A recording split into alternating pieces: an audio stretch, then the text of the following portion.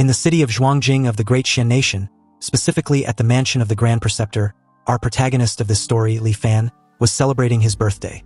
And despite his old age, his imposing demeanor and admiration from countless people, especially beautiful women, were nothing short than the endless wine he drank throughout his years.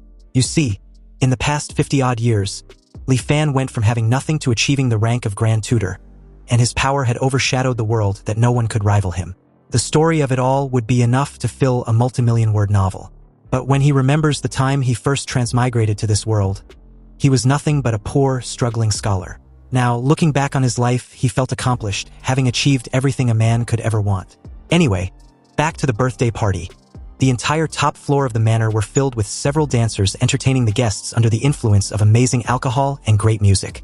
It wasn't until one of Li Fan's subjects crashed the party with an alarming yet felicitous omen. He informed his lord, the Grand Preceptor, that the sky was ablaze with falling flames, a divine sign of an auspicious omen. Also, it looks like it was flying toward the manor. Li Fan rushed to the balcony of his manor to get a better look at what's going on, only to see, just as his subject described, flames were indeed falling from the heavens. But upon a closer look-up, it seems that two powerful figures, being the source of the flames, were actually battling it out. One of them yells the name Dao Xuanzi, telling this person not to take it too far. Everyone, including Li Fan, were absolutely stunned to see these godlike beings who hadn't even noticed their insignificant existence. But unlike the rest who were already on their knees and worshipping their magnificence, Li Fan was quick to realize the implications of the two fighting, even though he was still unable to comprehend how there were actual freaking cultivators in this world. Meanwhile, in the sky, the dark-haired cultivator Dao Xuanzi asked Ko Hong, the sturdy cultivator with a fluffy golden hair like a lion, if he seriously thought he would let him leave just because he fled to the land of immortal extinction. Dao Xuanzi then demanded for Ko Hong to hand over his cultivation method, or the fight won't end until one of them is dead. Ko Hong scoffed at such folly. It's precisely because he lacks a core formation method that he had been trapped at the foundation establishment stage for nearly 100 years. Now, his lifespan limit was approaching, and he was about to turn to dust. Having finally obtained this core formation method, how could he possibly hand it over to another? Dao Xuanzi couldn't agree more. The Golden Core Dao was a path one walks alone. And although there were many core formation methods in this world, there were far more cultivators trapped at the foundation establishment stage. And since it's come to this, with the path to longevity right in front of him, how could he possibly let Ko Hong go? Ko Hong laughed at the absurdity. They were brothers for 100 years. Yet now they draw blades on each other for a mere chance at survival. Ko Hong admits he was no match for Dao Xuanzi, and it seems he won't be escaping his fate in the current situation. However, there were so many mortals below, so he was wondering if Dao Xuanzi could withstand such a dense concentration of the immortal mortal miasma. In reply, Dao Xuanzi just readied his sword for a devastating attack. And without a care in the world, he points the blade at his former companion. His expression suddenly turned furious as he questioned what Ko Hong was planning to do. Conjuring a giant golden dragon to counter Dao Xuanzi's purple blade, Ko Hong announced that perhaps he could find a chance to live if Dao Xuanzi was unable to handle the power of the immortal mortal miasma. Then, moments later, the two powerful techniques clash, creating a massive explosion that lights up the entire sky, and clouding the entire city of Zhuangjing with a deafening blast that reverberated throughout every alley. Seeing a battle of that magnitude, Lin Fan and his servants are completely gobsmacked. And right as that power slams into the entire city, Li Fan, with a panicked look on his face, realizes their demise was inevitable. It took a while for the dust to settle, and amidst the rubble of his home, Li Fan eventually woke up, only to find his wife and children dead. Coughing hard, he got up to see what's left of his mansion. There were dead bodies everywhere, and from the looks of it, he might be the only survivor. The prosperous city that was once full of life was now a living nightmare of fire and blood. And as far as the eye can see, there was indeed nothing but mangled bodies and collapsed buildings. After surviving such a catastrophe, likely not even 1 in 100 of the citizens remained. Li Fan drops to his knees and took a seat amidst the wreckage, absolutely livid that he'd lost everything because of just two cultivators who suddenly appeared out of freaking nowhere. He took a deep breath, then starts laughing in despair. Seriously, how the hell can there be cultivators in this world? From the moment onwards, like an obsessed fanatic the very moment he became an official, Li Fan used the power in his hands to search for any possible trace of the immortal path. After he became the imperial tutor, standing above all others, he scoured the entire world with the aid of his men, relentlessly searching for clues. From the north to the frozen sea, the south to the great ocean, the east to the ruinous abyss, and the west to the linked mountains. In all of Great Xian Nation, there wasn't a single shred of evidence that immortals existed. Li Fan had already given up, and having grown super old, he now even wonders if those two were even real. Looking up at the sky, he wants to know where they came from and what exactly they were. Annoyed, Li Fan thinks that fate was messing with him. So he activates a power called Huanjin. Suddenly, countless glowing subtexts appeared in front of him, and at the bottom was the phrase, "When the true becomes false, the false becomes true." Subsequently, a bright light shined with a dazzling brilliance as the Huanjin system announced that charging was complete. A virtualized current scenario was initiated, and Li Fan was asked if he wants to return to the initial anchor point. You see, Huanjin was the name Li Fan gave to his unique treasure. Its function was to turn truth into illusion and reality into virtuality. It turns everything he had truly experienced into a simulated, illusory experience, allowing him to return to a set anchor point, which was the moment he first transmigrated to this world. In fact, this was already his second life since transmigrating to the Great Xian Nation. In Li Fan's first life, although he had great ambitions, he was ultimately just an ordinary person. Li Fan wanted to become a Zhuangyuan but repeatedly failed the exams. After turning 30, he finally gave up on the idea of becoming an official and started a small business. Li Fan became a common wealthy patriarch, then married, had children, and lived out an ordinary life. It wasn't until he was old and on his deathbed that he finally awakened the unique treasure, Huanjin. This was what led to his unstoppable rise in this second life. Because after the Huanjin system charges, it allows him to restart this life and return to a breakpoint to begin anew. However, Li Fan couldn't restart just yet. He still had important things to do in this life, so he gave orders to a soldier to take care of the mess in the city. He was to order the garrison camp stationed outside the city to rush to Shenzhen and maintain order in the disaster's aftermath. Most of Xuanjing's buildings were destroyed, and after his trusted garrison camp took control of Shenzhen, not only could they expedite the post-disaster reconstruction, more importantly, Li Fan can stay in the barracks to oversee the cleanup efforts and secretly send people to investigate the whereabouts of the two cultivators. 1 month later, the ruined city of Shenzhen had only just begun to recover a semblance of life. Meanwhile, in Li Fan's private quarters, a subordinate reports that there was still no sign of the two cultivators. Li Fan, frustrated upon hearing this, knew he shouldn't have gotten his hopes up again. Anyway, since this was the case, he decided that there was nothing else to do and activated the Huanjin power to go back.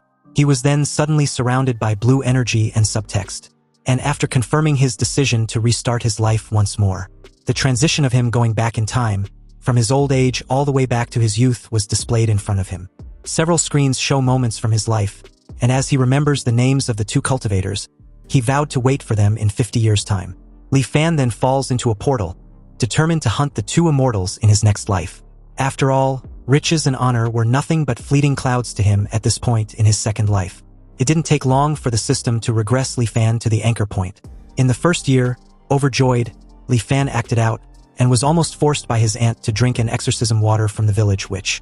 Half a year later, he took the provincial exam, and although he was placed low in the 30s, he ultimately succeeded in becoming a Jurin, bringing honor to his ancestors. In his second year, he took the metropolitan exam and passed. Li Fan performed exceptionally well in the palace exam, placed in the second rank, and was bestowed the title of Jinshi. He then pulled strings in Shenzhen and obtained the post of county magistrate for Jiangnan's one county.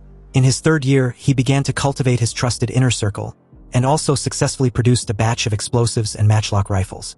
In his fifth year, refugees gathered to rebel against Prince Langya's manor. Li Fan led troops to the rescue, saving Prince Langya's family. The prince was deeply grateful to him. In the sixth year, Li Fan was promoted to prefect of Jianghuai Prefecture and married the daughter of the vice minister of rights. In the seventh year, his wife bore him a son. In the 10th year, Princess Langya gave birth to a son. Li Fan personally visited to offer congratulations and presented a carefully prepared gift. In the 15th year, the emperor passed away, and Prince Langya inherited the throne, changing the era name to Shenzhen. Emperor Shenzhen summoned Li Fan to the capital, promoted him to vice minister of war, and ordered him to lead troops to suppress rebellions. In the 18th year, Li Fan wiped out the rebel armies, and Emperor Shenzhen reclaimed Li Fan's military authority and promoted him to Minister of War, appointing him Grand Tutor to the Crown Prince. In the 20th year, the Empress was suddenly implicated in a witchcraft case, and Emperor Shenzhen, furious, confined her to the cold palace. The crown prince secretly sought Li Fan's help, and he decisively agreed. Through private investigation, Li Fan found the person who framed the empress, clearing her name. However, the emperor did not release the empress from the cold palace. In the 25th year, Li Fan secretly received news that someone had reported him for privately visiting the empress in the cold palace. And in that same year, the emperor was assassinated while traveling. So the officials retrieved the empress from the cold palace. The crown prince then ascended the throne with the heir named Kongning. In the 26th year, Li Fan was additionally ennobled as Grand Tutor and appointed Grand Scholar of the Deliberative Council, reaching the pinnacle of officialdom. He used this opportunity to eliminate dissent and build his own faction in the imperial court. In his 30th year, the people of the world knew only of the Grand Tutor, not the emperor. In the 31st year, the Empress Dowager became pregnant and bore him a son. In the 38th year, Emperor Hongning died of depression. In the 40th year, the Empress Dowager died of illness. In the 45th year, Li Fan's wife passed away. In the 46th year, Li Fan's eldest son died of illness. And in the 50th year, 2 immortals arrived from the ruinous abyss, destroying the city of Shenzhen. Li Fan only managed to narrowly escape with his life. The simulation ended, and Li Fan had to choose one from the 4 options to retain. The first option was an item in Li Fan's possession during this simulation. The second was his cultivation realm from the simulation. The third was the simulation memory of one person closely related to him. Of course, this memory can be inherited by that person. Then, there's the fourth, which was to forego the above choices to speed up the charging progress. Li Fan kept wondering if what he just lived through was real or just an illusion. Or was it all a simulation, an error in perception caused by it being too real? Or perhaps, upon reaching a certain level, the line between true and false no longer exists. After a brief contemplation, Li Fan sets aside the crazy thoughts and decides to just focus on the 4 options the system gave him. He thinks the first 2 options were self-explanatory. If he ever embark on the path of cultivation, those 2 would be a great help. Unfortunately, he was merely a mortal in this past life. As for the third option, there was no telling what anyone is truly capable of. Therefore, stability was paramount, and that only leaves the 4th option. Since Huanjin's virtualization requires charging, when he receives a fatal blow, Huanjin will consume the charging progress to automatically protect him. This was also why he was able to escape death several times in his previous life. Thus, the 4th option was the safest and most stable choice. Li Fan chose the 4th option and sped up the charging progress. Li Fan had lived 3 lives, accumulating 166 years in total. And about his mental age limit, he remembered in his last life it was only just over 900 years, but now it had increased to over 1,000. You see, when one carries too many memories, one's mental endurance reaches a threshold. Any excessive burden would crush the soul. This was the so-called erosion of time. However, the mental age limit will increase as one's mental fortitude strengthens. So as long as Li Fan step onto the path of cultivation, none of this will be a problem. The goal of his upcoming life was to learn the secrets of cultivation from those 2 cultivators. In 50 years, they will descend upon Shenzhen. With preparation against their lack of it, he might just have a chance of winning. Perhaps what he can rely on, besides guns and explosives, was the immortal miasma they spoke of. However, Li Fan just can't wait idly for 50 years. Since the 2 came from the ruinous abyss in the east, he can first send people deep into the bottom of the abyss to investigate. In his past lives, the most frightening thing was having no goal. Back then, he would often wake from the Empress Dowager's bed in the middle of the night, feeling an immense emptiness and confusion. He had already stood at the absolute pinnacle for a mortal in his past life, so it wasn't like he could go any higher. It would be the same even in another life. Power, pleasure, and the like. After repeating them so many times, they became tasteless as chewing wax. Perhaps, after some future reincarnation, he would have actively chosen to end his own life. But the appearance of those 2 cultivators showed him a brand new possibility. It was as if he was seeing a strange and alluring world beckoning to him. Li Fan wanna cultivate. He longs for a life with new adventures, and no one can stop him. With determination, he swears to cultivate the path of immortality. With the experience of 2 lives, everything went as smoothly as water flowing to its destination. Li Fan still participated in the imperial exams. But this time, with decades of experience and power, the essays he wrote were naturally far superior to his previous lives. In the provincial exam, the metropolitan exam, and the palace exam, he was placed first in all of them, achieving the triple first and shaking the world with his fame. Afterward, he still chose to take an official post in one county. And although there was much confusion and regret in the imperial court, his request was approved. Due to his great fame, coupled with his crystal-clear understanding of the temperaments of every official in the county, Li Fan quickly brought Wen County to heel.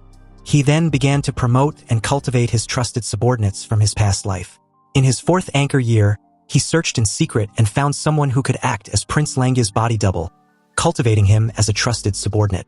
In his 5th anchor year, he ordered his subordinate to pose as a refugee and attack Prince Langya's manor. Li Fan feigned a rescue, but in reality, he coordinated from the inside to kill Prince Langya's entire family. And at the same time, he had the body double take the prince's place. From then on, Li Fan secretly controlled Prince Langya's manor. In his 9th anchor year, the wedding of Prince Langya and the chief grand scholar's granddaughter proceeded as scheduled. That night, Li Fan stormed the bridal chamber and had conjugal relations with Princess Langya. In the 10th anchor year, Princess Langya gave birth to a son. Of course, the child was Li Fan's. In the 15th anchor year, the emperor was finally gravely ill, and after receiving the Edict of Succession, Li Fan rushed to the capital with his trusted subordinates. After Prince Langya ascended the throne, he aggressively placed his subordinates in the imperial court. With the chief grand scholar's covert cooperation, Li Fan easily seized control of the situation.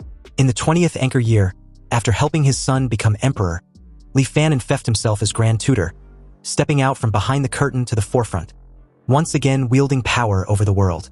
After this, not only did the wheels of the great Xian nation's development not become stagnant, but they turned even faster under his will. At his grand tutor's manor in the 35th anchor year, Li Fan asks a subordinate about the fog over the ruinous abyss. He learned that it dissipates for half a day every 15 years. The hooded subordinate reports that the immortal-seeking camp was ordered to station themselves by the ruinous abyss and observe day and night. It was just a few days ago that they finally made a breakthrough. He adds that after the great fog dispersed, a faint light could be seen shining from the bottom of the abyss. So they used a telescope to observe and actually discovered an inverted landscape. And although what each person saw was not identical, there were 10,000 mountains rising and falling, with magnificent structures hidden among them, barely visible.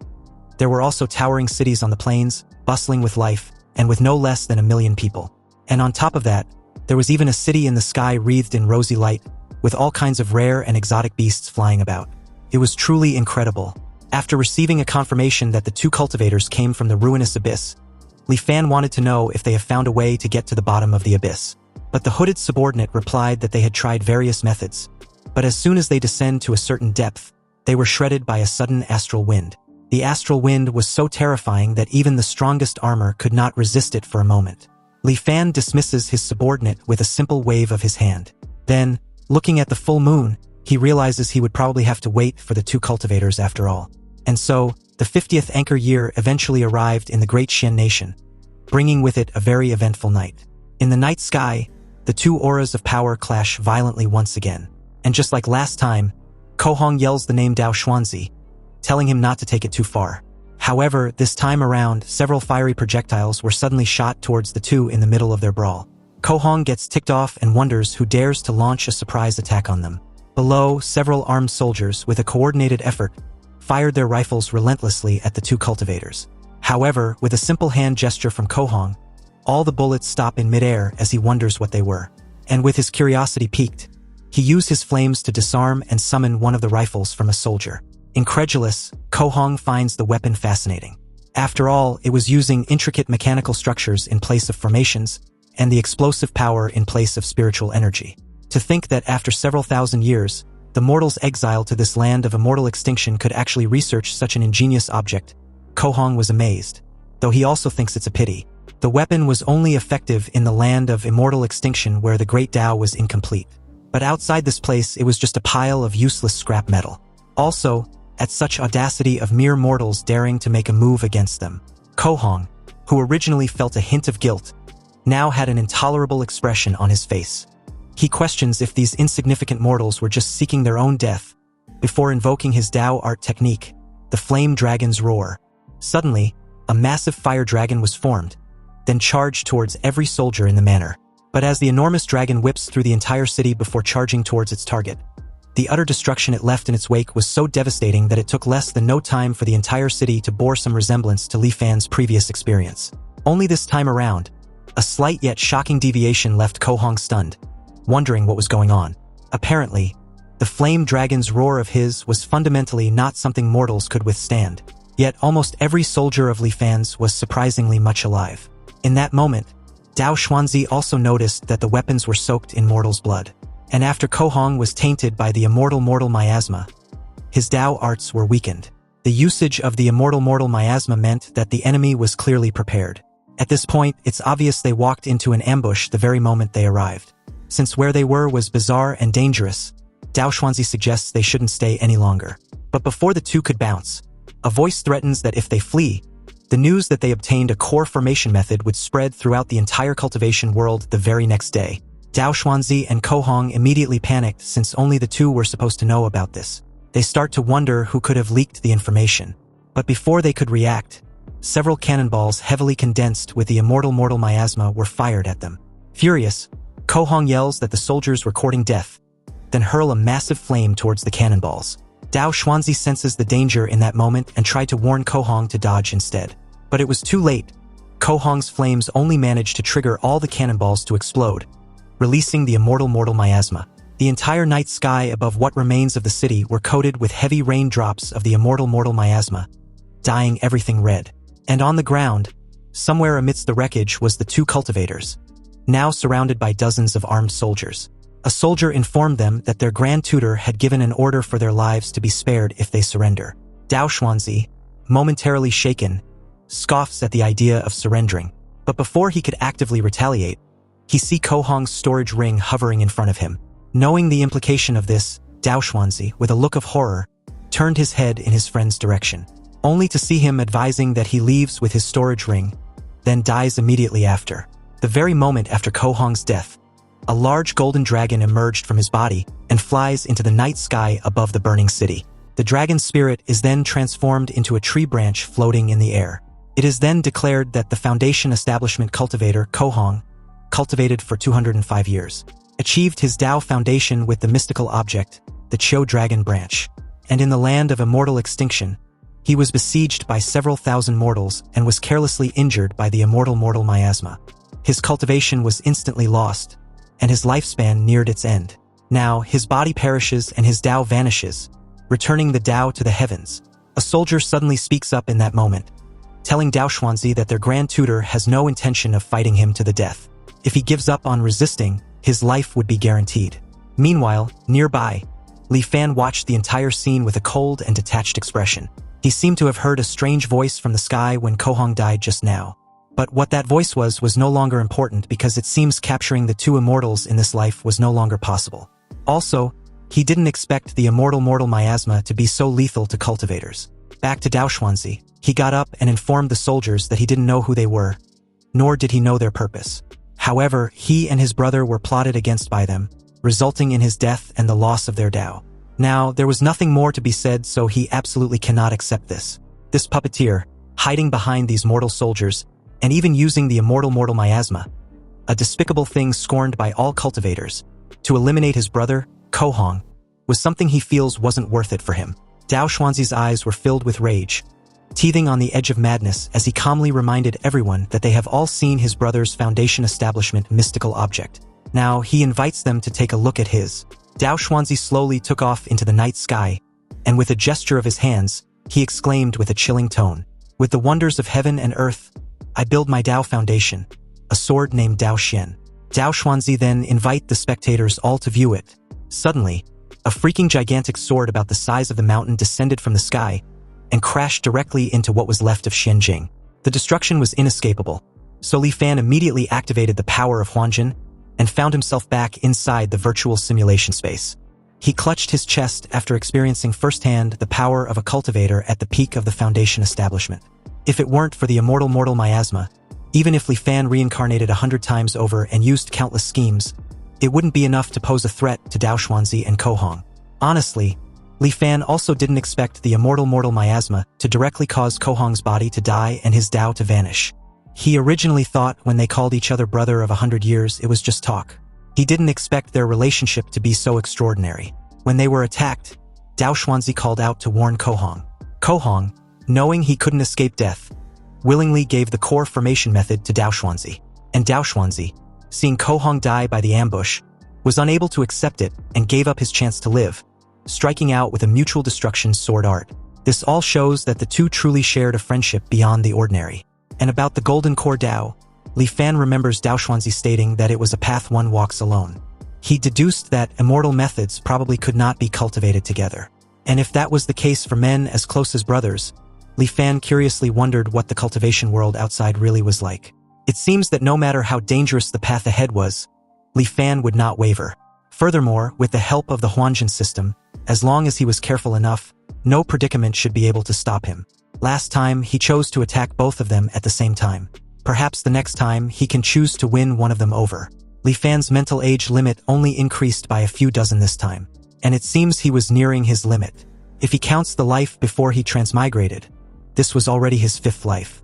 The path to seeking immortality was truly difficult, and he hopes the 50 years he was about to begin anew won't be wasted. So, in the 35th anchor year of his new life, Li Fan ventured into the endless ruinous abyss.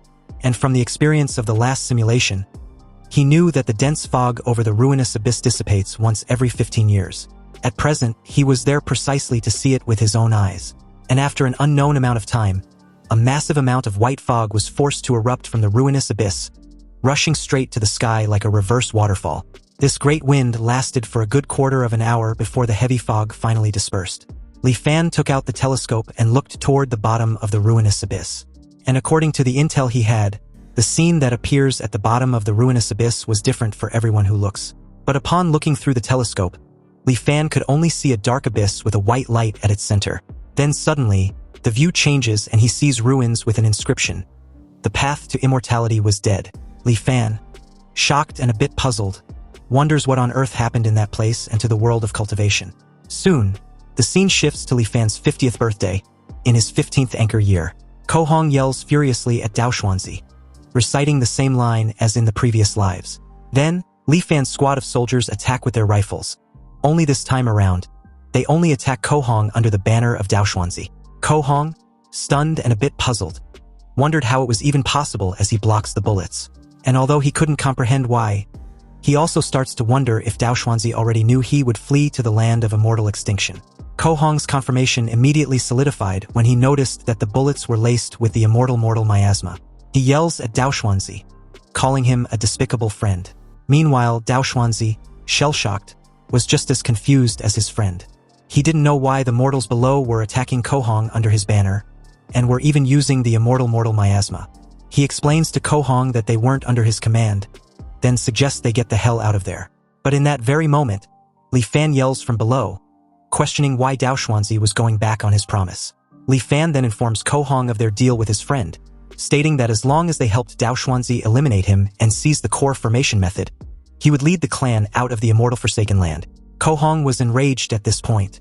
He asked his friend if he still insists on his innocence since besides the two of them, no one knew about the core formation method. Dao Xuanzi, done with this nonsense, decides to find the culprit, Li Fan, who was still running his mouth after revealing his knowledge of the core formation method. Li Fan adds that they had incurred the wrath of the masses for the sake of the immortal miasma Dao Xuanzi spoke of. Now, public resentment was boiling over. So if the immortal master cannot keep his promise and lead them out of the immortal Forsaken Land, he fears it won't be long before his clan dies without a burial place. Annoyed by the false guilt-tripping, Dao Xuanzi charges towards what he believed to be Li Fan, a shameless villain who needs to shut the fuck up. Dao Xuanzi crash lands with a reverberating boom, sending dust and debris flying. Dao Xuanzi spots a radio, which he believes was an artifact. At the same time, Li Fan accuses Dao Xuanzi of trying to permanently silence them. Gritting his teeth, Dao Xuanzi was surprised as to how cautious the enemy was. He instantly destroys the strange artifact, but the damage was already done. Ko Hong, full of righteous fury, accuses his friend of betraying their 100 years of friendship all for pure greed. If he wanted the core formation method, why couldn't he challenge him for it, but resulted to so many underhanded tricks? Ko Hong decides not to flee anymore and chooses to challenge Dao Xuanzi. If his friend has the skill, he should come at him. Ko Hong activates his flame dragon's wrath and charges towards Dao Xuanzi, who lets out a helpless sigh after being cornered. With a massive fireball hurled at Dao Xuanzi by the summoned flame dragon, Dao Xuanzi calmly counters with his sword. The two attacks collide, creating an explosion. Then, very abruptly, another radio announces Li Fan's decision and reason in switching sides. Since Dao Xuanzi was fickle and vindictive, Li Fan explains he's afraid there would be no escape for him and his men if he wins. So he now ordered his soldiers to assist the immortal master Kohong in dealing with Dao Xuanzi. Upon hearing this, Kohong laughs at his friend, who always prided himself on being noble, but was actually a despicable person who got screwed over by faith and was suffering a backlash. Well, it's as the saying goes, he who commits many injustices is doomed to self-destruct. Dao Xuanzi gets ticked off and calls his gullible friend a fucking fool. But Kohong was far too gone to care or reason with. After all, his friend fancied himself clever, so why was he now deserted by everyone? This was what they call being a victim of one's own cleverness. Kohong, who had recently mastered a new Dao technique, declared that this was the perfect time to test it out. He activated another Dao technique, the imprisoning dragon. A cage made of flame suddenly imprisoned Dao Xuanzi. And to break free, Dao Xuanzi, in rage, enlarges his sword and breaks free with ease. He made his way back in the night sky, fed up with being on the defense. He summoned his Dao Foundation sword and went on the offensive. Dao Xian appears in the sky in all its glory, ready to destroy everything in its path. But Kohong challenges Dao Xian's Dao with his own, invoking his dragon transformation technique, which was the Dao Dragon Staff, a golden dragon to face Dao Xuanzi's giant sword. But before the two Dao summons could clash, Li Fan and his men intervene, lending Kohong a helping hand. They attacked Dao Xuanzi with explosives filled with the immortal miasma, and upon contact, they exploded, releasing the immortal miasma, which instantly clouded Dao Xuanzi. All wounded, Dao Xuanzi let out an ear-piercing cry, and soon realizes that his Dao Dragon branch has been hit. It starts to grow rapidly from within him, then sprout outward. The branches instantly grew and took over his entire body. And eventually, Dao Xuanzi's body gets completely consumed, leaving a lifeless corpse. Anyway, just like Kohong's death in the previous simulation, it's announced that the Foundation Establishment cultivator, Dao Xuanzi, cultivated for 201 years and established his Dao Foundation with the wondrous item, the rusted sword Dao Xian. However, in the immortal Forsaken Land, he fought with another and was ultimately killed at the hands of the Foundation Establishment cultivator, Kohong. Now, his body has perished and his Dao has vanished, returning to the heavens.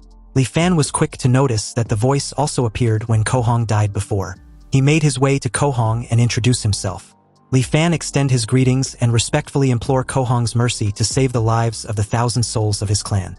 Kohong realizes Li Fan was the one whose voice was echoing from all directions earlier. He questioned why a mere mortal dared to interfere in a battle between cultivators. Li Fan explains that he was merely seeking a chance of survival after realizing that his clan would have perished if Dao Xuanzi won the battle. Kohong finds this harsh and Lin Fan takes the opportunity to remind him of the promise Dao Xuanzi made. But Kohong explains that for 100 years, Dao Xuanzi had always appeared to be a man of his word, but in reality, he acts without any principles, even deceiving mortals. He also adds that great immortal severing formation at the ruinous abyss was incredibly dangerous, even for cultivators, requiring a great deal of effort just to leave. So how could they possibly take mortals with them? Li Fan, shocked by the revelation, asks if Kohong also didn't know how to leave the land of immortal extinction with a mortal. Kohong casually confirms this before Li Fan suggests they find somewhere private to talk. In an underground shelter of the manor, Li Fan again wanted to confirm if it's true that mortals cannot be taken along when leaving the immortal Forsaken Land. Kohong had no reason to lie to Li Fan, and simply reminds him that he was a mere mortal. Perhaps a golden core stage cultivator could protect him, a mortal, while breaking through that great immortal severing formation. But for someone with a Foundation Establishment stage cultivation base such as himself, it was absolutely impossible. Li Fan tried to ask for any other alternative. Some hope for mortals like them to someday leave this world.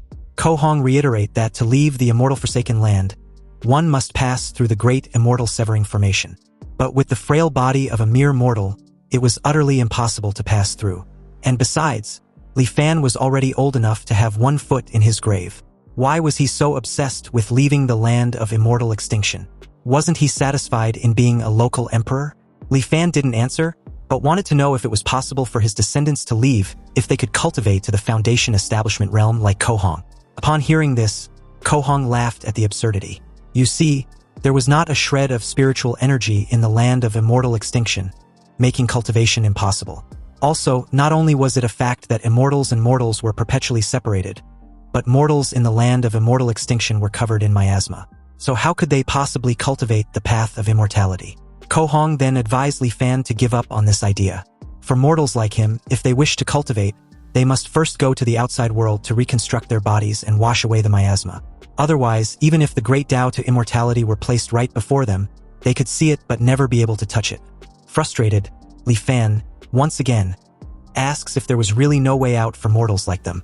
And the very moment Ko Hong confirms there wasn't, Li Fan got up and respectfully took his leave. Ko Hong only felt that something was off when Li Fan suddenly stopped short as the door closes behind him. But by then, it was too late. The underground shelter had instantly been filled with the immortal mortal miasma. Ko Hong screams in pain, realizing he's fallen into a trap. Outside the cave, Lin Fan listens to Ko Hong's agonizing screams, and with a cold look, he declares that if immortals and mortals could not coexist, then how could he ever trust the words of an immortal? According to the intel obtained from Ko Hong, the land of immortal extinction was an immortal forsaken land, and the cause of it all stemmed from a great change, an unknown plague in the ancient cultivation world thousands of years ago. At first, no cultivator paid any mind to this plague among mortals. Until the first cultivator was infected by it, the plague was then strengthened and began to spread among cultivators. The vector of transmission was the very spiritual energy that cultivators relied on for survival. The plague, through the spiritual energy of heaven and earth, quickly spread throughout the entire cultivation world. For cultivators infected with this plague, a light case would mean their cultivation base would regress and their realm would fall. A severe case would mean losing their entire cultivation base overnight, becoming no different from a mortal, after which their body would perish and their Tao vanish, returning to the heavens. In their desperation, the cultivators vented their anger on the source of it all, the mortals. Thus, a large-scale campaign of slaughter began. But before long, this campaign of slaughter was forcibly halted. Not only did the plague not disappear with the death of the mortals, it seemed to have lost its restraints, spreading out along the spiritual energy that permeated the heavens and earth.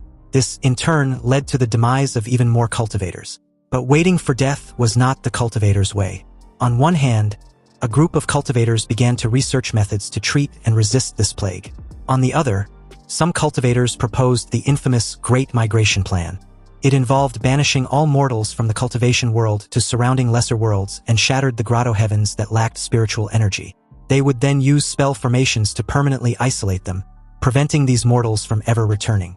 Originally, there were no more mortals in the cultivation world, but not all offspring of cultivators had the aptitude for immortal cultivation. So, over time, many new mortals were born into the world. Within the bodies of these mortals lingered a shadow of the plague. And because this plague had a particularly devastating effect on immortal cultivation, the descendants of mortals who wished to cultivate had to first purge the plague from their bodies. Over time, the plague became synonymous with the distinction between immortals and mortals, and so people named it the immortal mortal miasma. Legend has it that to prevent the cultivators within the immortal sex from going astray, the progenitor mortals were banished to the surrounding lesser worlds.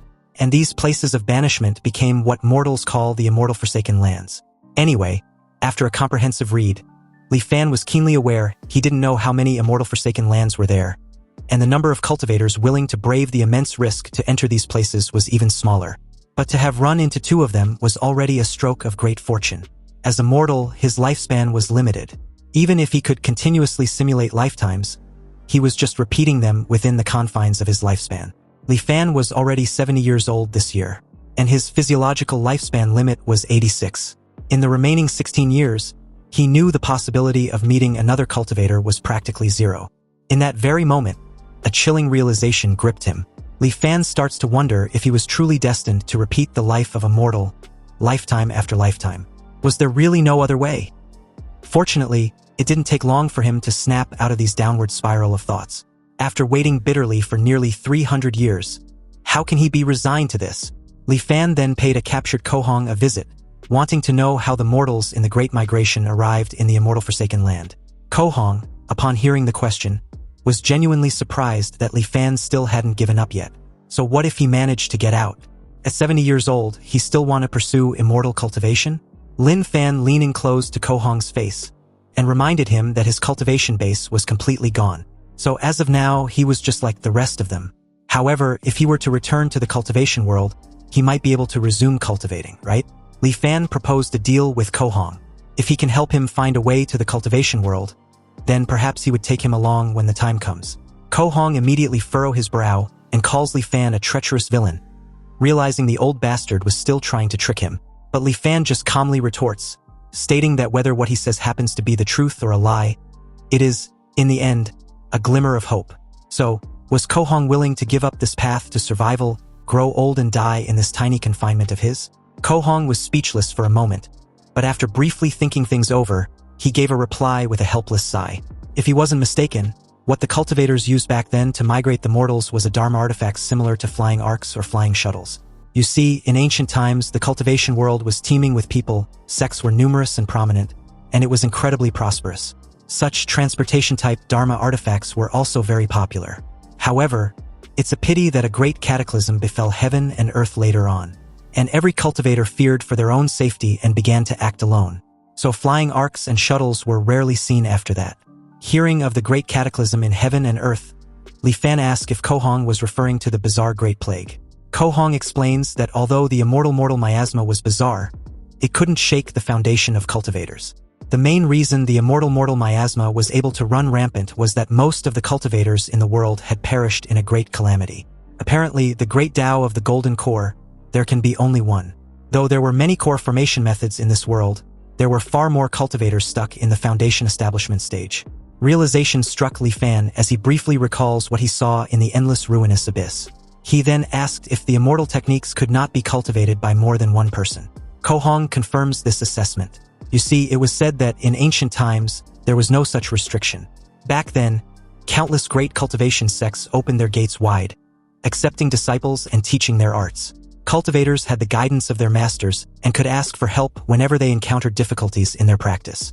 They could also spar and exchange insights with their fellow disciples who cultivated the same methods.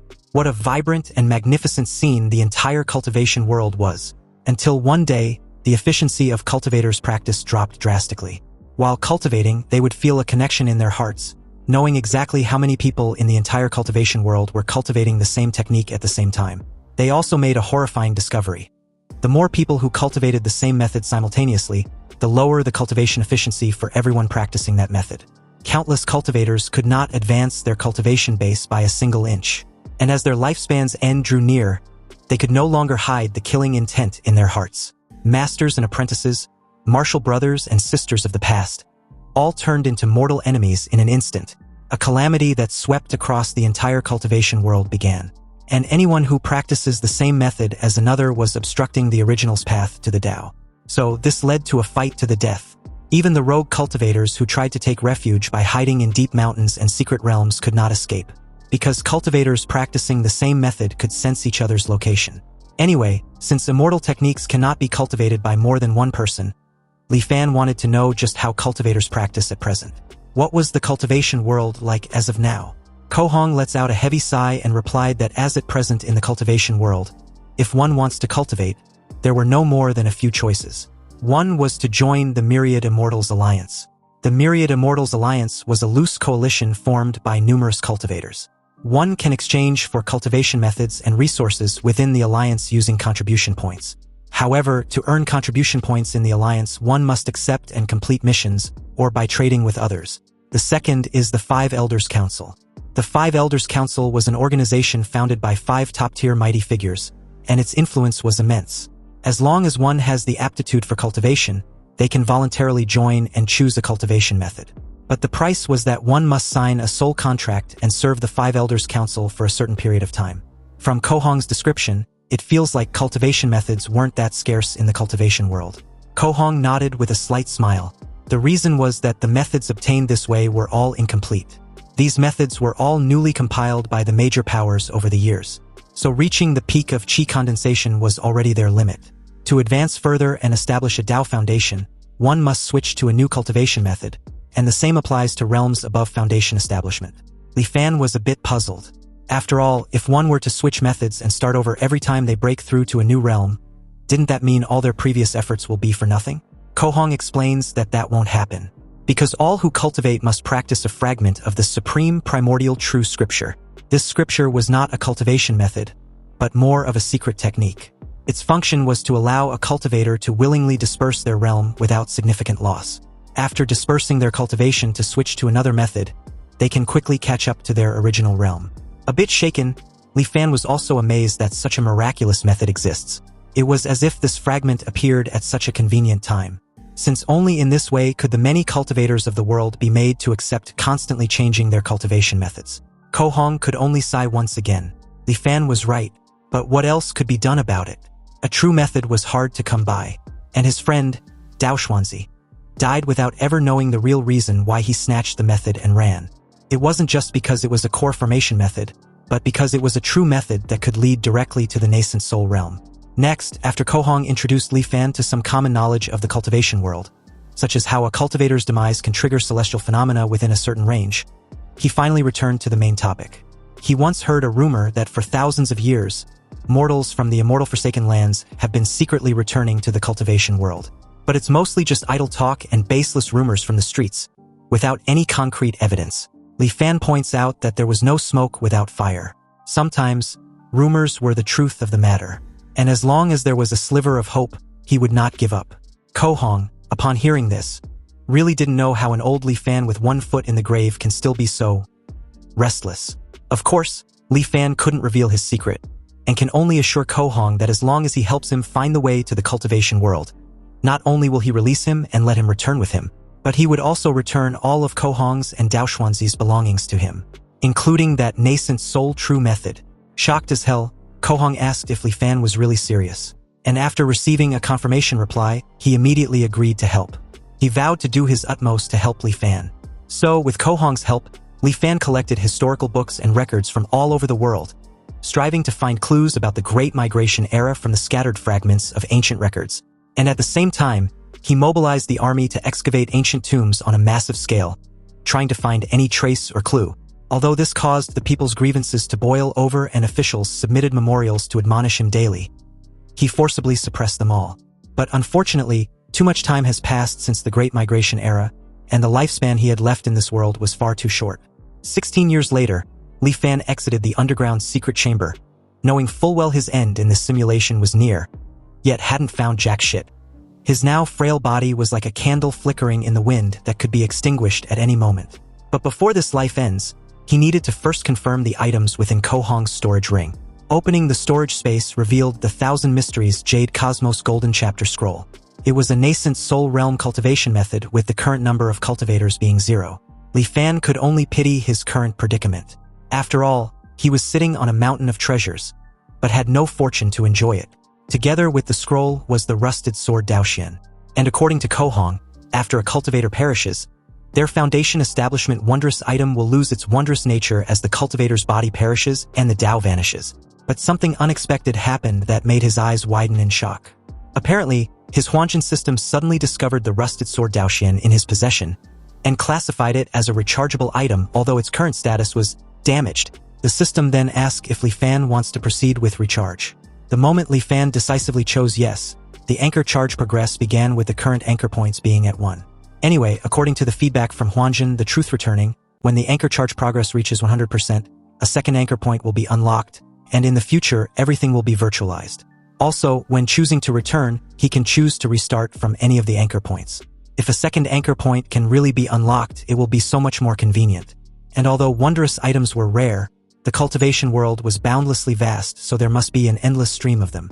As long as Li Fan can leave the immortal Forsaken Land, he can also escape his mortal shackles.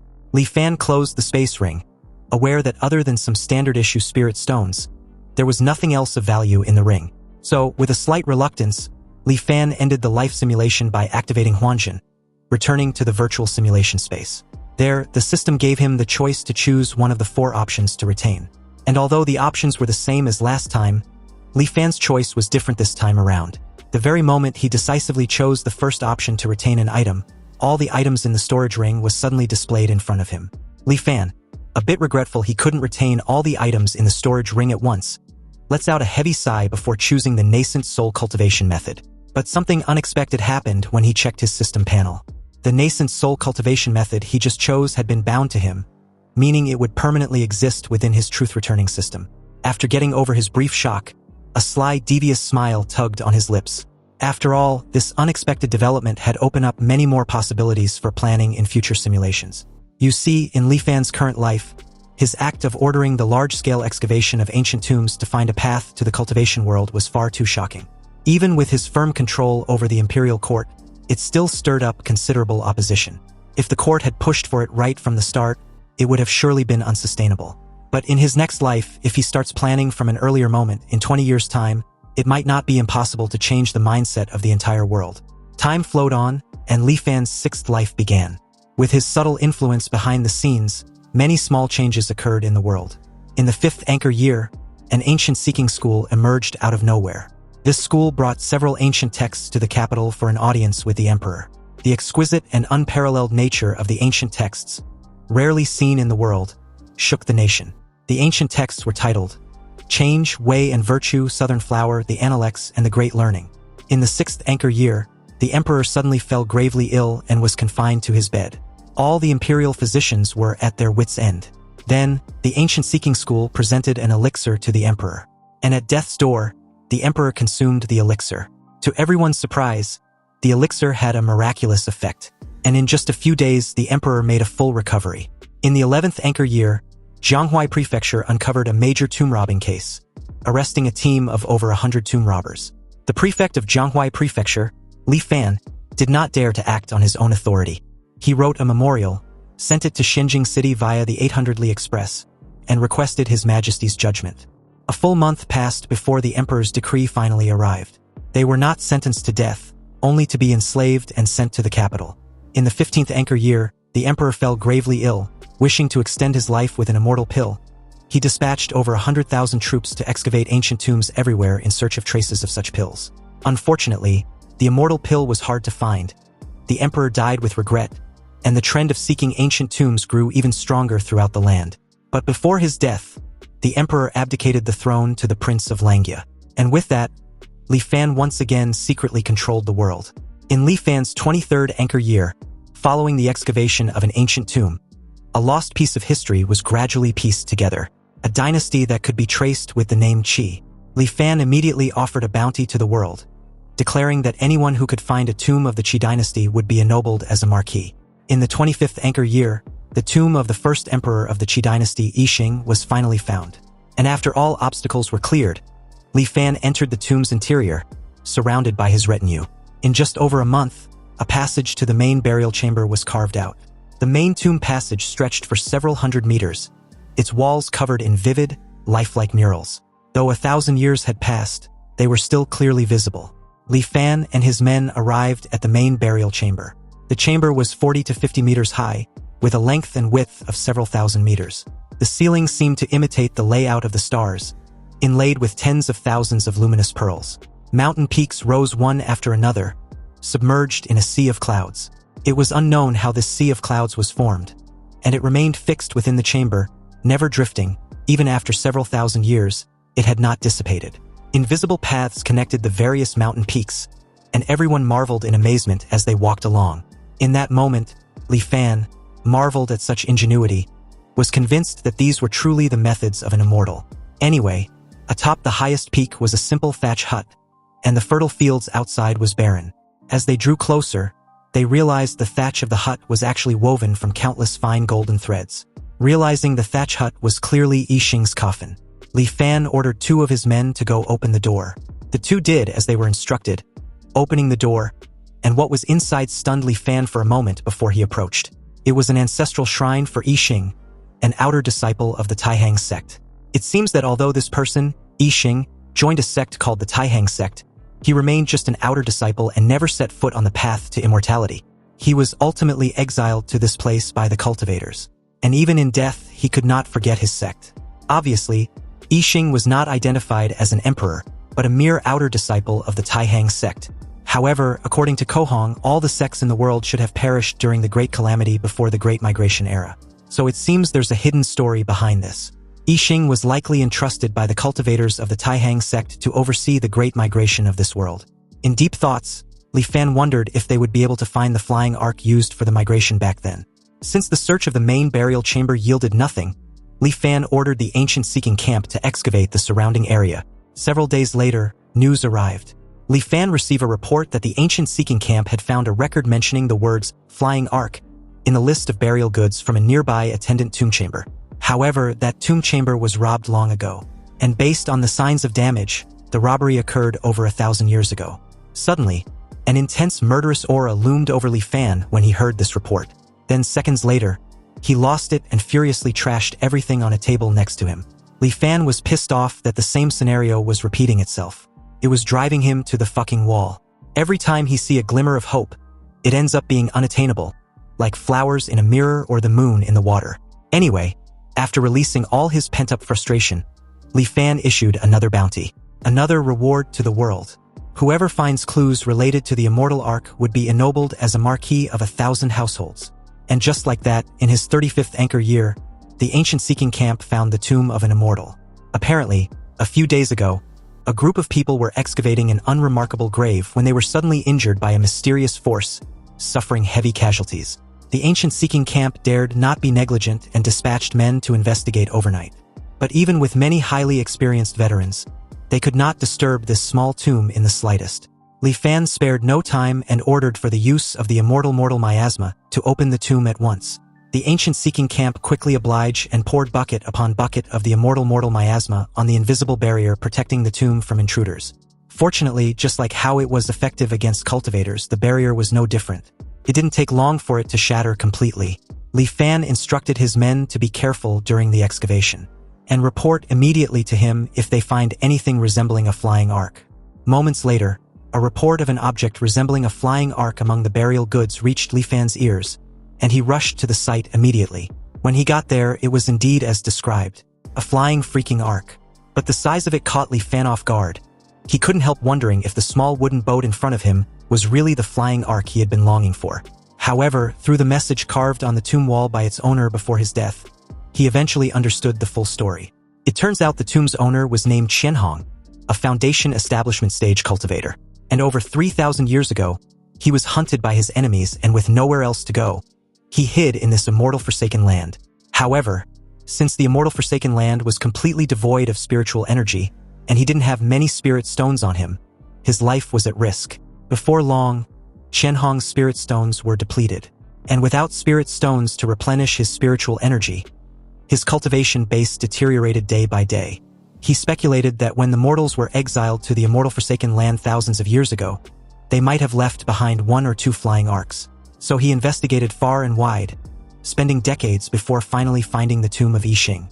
There was indeed a flying arc in the tomb, but to Qian Hong's despair, the core power spell formation inside the arc was already damaged. Furthermore, he didn't know the art of artifact refinement, so he couldn't repair it. At that point, Qian Hong finally gave up on the idea of leaving the immortal forsaken land.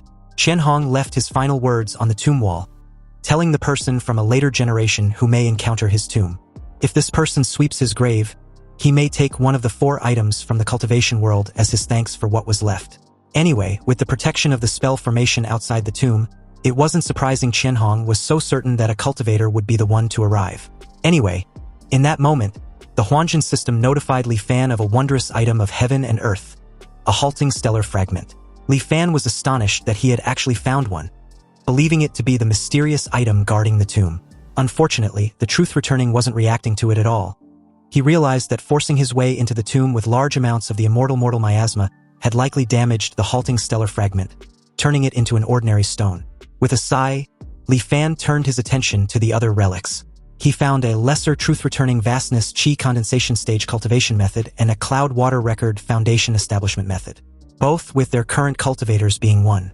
Li Fan immediately frowned, puzzled as to how someone was already cultivating these methods. He wondered if it could be a trap, but he quickly realized that that might not be the case. After all, more than 3,000 years had passed, and any cultivator in the Foundation establishment, or even Golden Core realm would have long since turned to dust. But why were these techniques still being practiced? In that moment, a sudden realization struck him. It might be that these methods had a master copy. After the Great Calamity, many cultivation methods were preserved and compiled by major powers like the Myriad Immortals Alliance and the 5 Elders Council. When the management of these major powers sees a method that no one was cultivating, they bring it out again for people to redeem. In other words, over the past 3,000 years, who knows how many owners these 2 methods had passed through. Dropping the scrolls back in frustration, Li Fan muttered bitterly that everything in this world was corrupt. Then, with an immense satisfaction that practically left him shaken with excitement, Li Fan picked the 3rd item, the Taihang Arc, and after changing hands countless times for thousands of years, the Taihang Arc was now in his possession, and along with it, his wish finally being fulfilled after centuries of waiting. Though the Taihang Arc was damaged, Li Fan wasn't concerned the slightest. Qian Hong had failed to repair it, and Li Fan knew he couldn't fix it either. but there was someone who could. So, as the scene shifts to Li Fan's 50th anchor year, the familiar scene on that fateful night unfolded once again. And this time around, before Ko Hong and Dao Xuanzi could finish their verbal exchange, Li Fan interrupted the two, questioning if a mere core formation method was truly worth fighting to death over. Of course, both Ko Hong and Dao Xuanzi couldn't help wondering which insolent mortal dared to speak so arrogantly. Li Fan stepped forward calmly and invited them down for a proper chat. After a moment's hesitation, the two descended and joined Li Fan's party in silence. Li Fan laughed lightly, telling the two that long ago, his ancestor had spoken a prophecy on his deathbed for his future generation that two people would come from the east of the abyssal ruins and set foot in the capital, marking the chance for their clan to finally escape the immortal Forsaken Land. And for thousands of years, his clan had been skeptical. But to have it proven correct calls for a grand toast. Curious, Ko Hong asked for Li Fan's name, and upon reply, Dao Xuanzi, with his eyes narrowed slightly, repeated Li Fan's words with disbelief. He asked if Li Fan's ancestor had truly foreseen their arrival thousands of years ago, and what exactly he meant by an opportunity to escape. Li Fan's expression shifted, growing sharp and almost displeased. He asked if they doubted him. Ko Hong frowned and said the matter sounded too fantastical. They had roamed the cultivation world for centuries, and yet not once heard of anyone capable of deducing events thousands of years ahead. Li Fan then asked if they had ever heard of the Taiyan sect. At once, Ko Hong's eyes widened in shock. He asked if Li Fan meant the very sect that had once been renowned throughout the ancient world for its mastery of the arts of deduction. Li Fan lets out a heavy sigh and told the two to relax. He explained that his ancestor had indeed been a member of the Taiyan sect. However, unlike others, his ancestor had little interest in cultivation itself. Instead, he was completely absorbed and obsessed with the art of deduction and fate calculation. That would have been harmless back then until the great cataclysm struck, forcing all mortals to migrate. With only a key condensation stage cultivation base, no one would have compelled his ancestor to take part in the migration if he was unwilling. Yet, seeing the terror on his family's faces, he volunteered to take responsibility for their safety. Afterwards, he chose to remain in this immortal Forsaken Land with his family. Dao Xuanzi listened quietly and finally asked why Li Fan had chosen to stop their fight. Li Fan answered that no cultivator had stepped into this immortal Forsaken Land for thousands of years. He knew at once that they were the very people his ancestor had prophesied, the key to his clan's escape. But when he saw them about to kill each other over a mere core formation method, he had no choice but to intervene. Dao Xuanzi sighed and nodded slightly in understanding, adding that Li Fan must have found them laughable. But he might not understand how scarce cultivation methods were in the outside world. It was quite normal for cultivators to turn on one another and fight to the death over a single scroll. Li Fan let out a weary sigh and asked if things truly had to come to that. Dao Xuanzi looked at him curiously, sensing something in his tone. But before he could speak further, Li Fan raised his hand and said that before his own son passed away, he inherited a cultivation method that led directly to the Golden Core realm. The two cultivators were shocked. Ko Hong exclaimed that such a method was remarkable. If Dao Xuanzi could obtain it, there would be no need for them to fight anymore. Dao Xuanzi then asked what Li Fan sought in return. Li Fan replied that his ancestor's lifelong wish had been simple, to return to the Taihang sect. And before his death, aside from the cultivation method, he also passed down a Dharma artifact known as the Taihang Arkansas. Though damaged, his ancestor had once used the Taihang art of deduction to foresee that many years later, two cultivators would appear, one skilled in swordsmanship, the other in artifact refinement. Together, they would help his descendants repair the Taihang Ark and finally escape this immortal Forsaken Land. Amazed, Dao Xuanzi exclaimed that the Taihang art of deduction was incredible. His brother Ko Hong was devoted in the art of artifact refinement, and his specialty was precisely sword technique. Ko Hong was in awe with Li Fan's ancestor. After all, to have such unfathomable power with only a Qi condensation stage cultivation base was extremely hard to even imagine. Li Fan dismissed the praise without his evidence as simple talk, so he invited them to see the method first. But before the two could follow, Dao Xuanzi gave his friend a murderous look, reminding him that he already possessed a core formation method. So was he still not satisfied? Ko Hong, suddenly nervous as hell, agreed not to follow and sat back in his seat, whereas Dao Xuanzi followed eagerly, unaware of Li Fan's cold and calculating expression. Li Fan led Dao Xuanzi to the underground chamber. But at the entrance, Dao Xuanzi halted in his tracks very abruptly when he noticed the lingering immortal miasma. Li Fan, upon seeing Dao Xuanzi's fear and hesitation, explained that one can't be too careful. They were mortals after all, and to protect their family's greatest treasure, they had no choice. Li Fan entered alone and came back shortly after holding the cultivation method. At the entrance, he asked Dao Xuanzi to inspect the cultivation method left by his ancestor. Upon seeing the Thousand Mysteries Jade Cosmos Golden Chapter, Dao Xuanzi was completely gobsmacked when he noticed that it was a nascent soul method. Li Fan acknowledged that everything was unfolding exactly as he had predicted. He confessed that earlier, in front of Kohong, he had described his ancestors' inheritance only as a core formation method because he feared provoking malicious thoughts. Dao Xuanzi respectfully praised Li Fan for his sharp mind. He promised Li Fan to rest assured. His friend, Kohong, was an expert in artifact refinement, and he would be persuaded to help repair the Taihang Ark with all his might. Li Fan laughed and stated that he would be counting on Dao Xuanzi. Once the Ark was repaired, he would present the nascent soul method to him personally. Later, Dao Xuanzi informed Kohong telepathically that Li Fan's claim was true. He had seen the ancestral core formation method with his own eyes. Kohong's expression darkened. He vowed to seize the method by force. The moment Kohong suggested that they take the method by force, Dao Xuanzi quickly refused. He reminded his friend that although Li Fan was a mere mortal, he was still a descendant of the Taiyan sect, and their art of deduction was terrifying. If they acted rashly, there was no telling what hidden tricks Li Fan might have up his sleeve. Repairing the Taihang Ark was not a difficult task, so there was no need to invite unnecessary trouble. Dao Xuanzi also considered that if Li Fan were pushed too far, he might reveal that the cultivation method was actually a nascent soul technique, a revelation that would attract disaster. The next day, Li Fan personally handed the Taihang Ark to them for repairs. Kohong examined it with admiration, saying that as expected of an artifact from the Taihang sect, its refinement and the profundity of its spell formations far surpassed anything he had studied. Repairing it would undoubtedly advance his own mastery of artifact refinement. Li Fan told them to proceed freely and assured them that whatever materials they required, he would provide. Cultivation knew no concept of time. What seemed like a small wooden boat took Kohong and his companion nearly an entire year to restore. When Li Fan heard that the repairs were complete, he rushed to see them. Kohong explained that the Taihang Ark's core power formation, the size-changing formation, along with its dust cleansing and several auxiliary formations, had been fully repaired.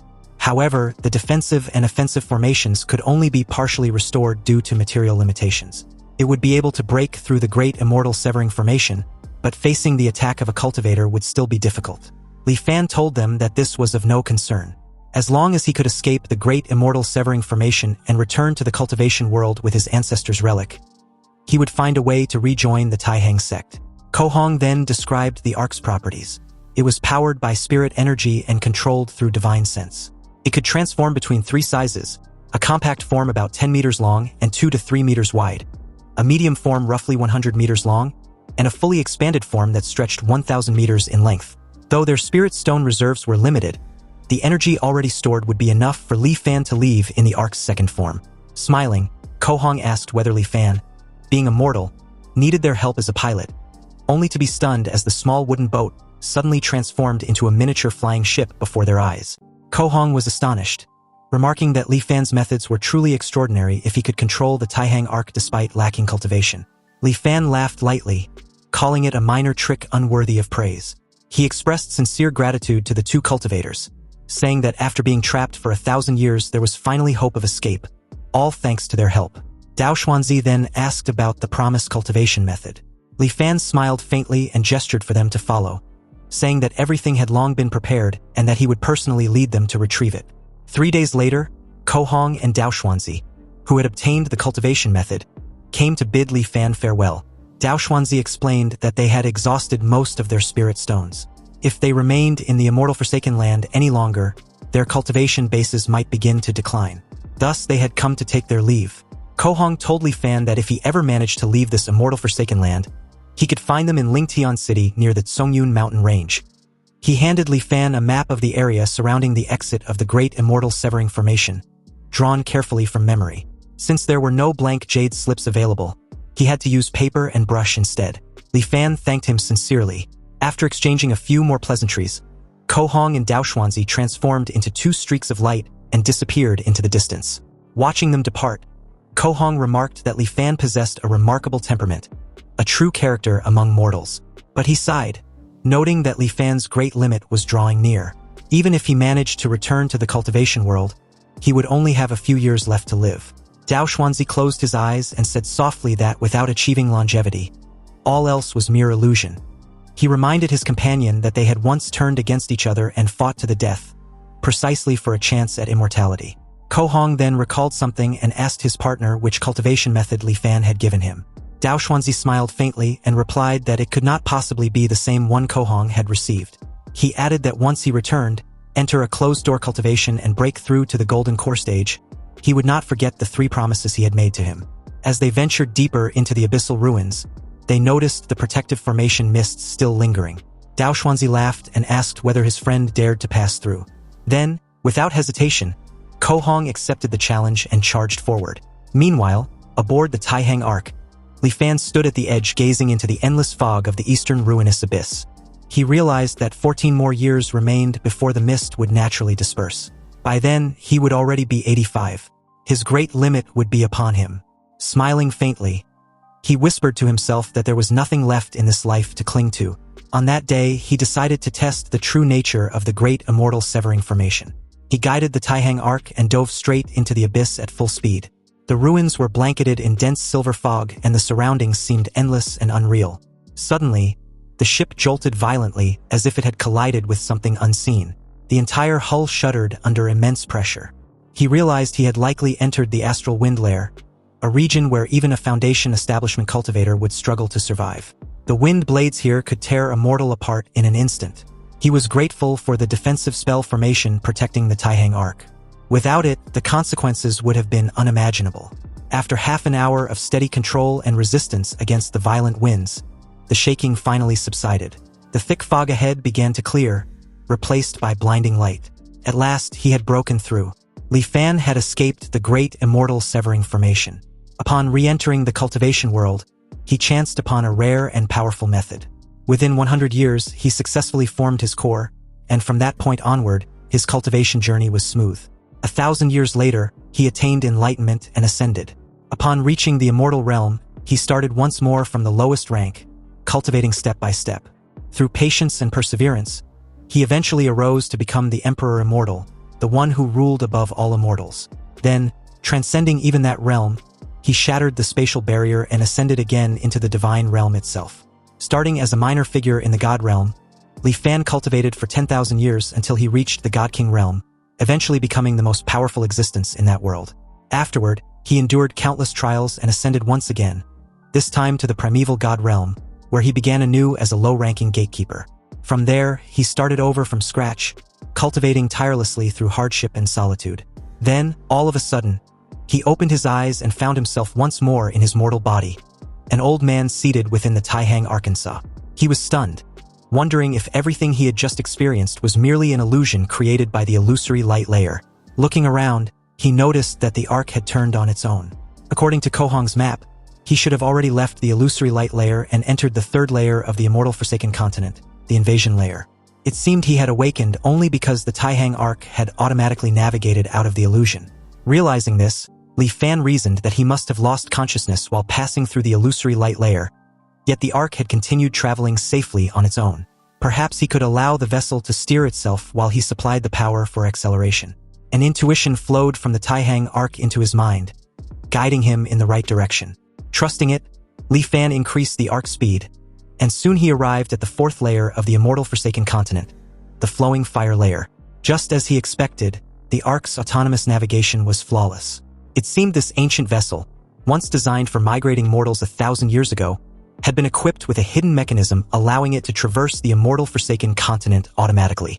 Having witnessed its reliability, Li Fan chose not to interfere. He simply provided spiritual power and let the Taihang Ark fly on its own. It passed safely through one treacherous region after another, the flowing fire profound ice layer, the thunderstorm layer, and others each perilous. Yet the Ark always managed to avoid disaster by the narrowest margin. After a long and tense journey, he reached the final region, the darkness layer. According to Ko Hong, this layer was not particularly dangerous, merely an endless void of darkness. Yet Li Fan could not help feeling anxious. Once he passed through, the exit to the cultivation world would finally be before him, 6 lifetimes of reincarnation leading to this single moment. Suddenly, a colossal creature emerged from the darkness, a monstrous mouth as vast as a mountain, opening wide to swallow him whole. Just before it struck, Li Fan shouted to the dark void, truth returning, activating Huanjin. In that instant, a mechanical voice echoed in his mind, informing him that the simulation had ended. Eyes wide in horror, Li Fan nearly lost his shit, wondering what the hell that terrifying being was. Ko Hong and Dao Xuanzi had both passed through the great immortal severing formation safely without encountering such creature. He wondered if it was some sort of guardian that appeared only to mortals. It seemed the best course was to wait for the dense fog to disperse and for light to appear at the bottom of the abyssal ruins before attempting the journey again. Though he had failed at the final moment, the insights he had gained from this life far exceeded his expectations. Without hesitation, after choosing to retain the Taihong arc, he began once more, embarking on his 7th life. In the 4th anchor year, Li Fan led his most trusted subordinates to the sealed tomb of Chanhong. This time he came prepared. Using a special spray infused with immortal miasma, he slowly corroded the ancient defenses. Bit by bit, the protective power of the halting steel fragment weakened until it could no longer pierce through his armor. Moments later, the system discovered a rechargeable item, the halting steel fragment. Although damaged, it asked if Li Fan would like to recharge. Without hesitation, Li Fan accepted. Though the fragment had sustained some damage, the anchor charge progress increased by 25%. He calculated that if he could repeat this process 3 more times, he would unlock the 2nd anchor point. The remaining relics within the tomb no longer held any value to him. After ordering his men to reseal the burial site, he quietly departed. In the 5th anchor year, curiosity once again overcame caution. Despite his previous resolve to wait, he could not resist returning to the eastern abyssal ruins. This time he told himself he would only take a look and not descend. Yet as he approached, he noticed that the dense mist beginning to clear away. He stood there in silence, his heart pounding.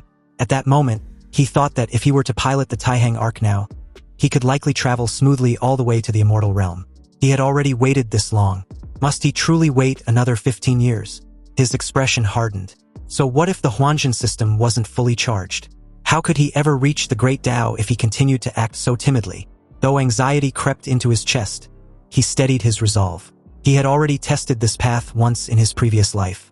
As long as he avoids that unknown creature lurking in the darkness layer, he believed he could finally escape this immortal forsaken place.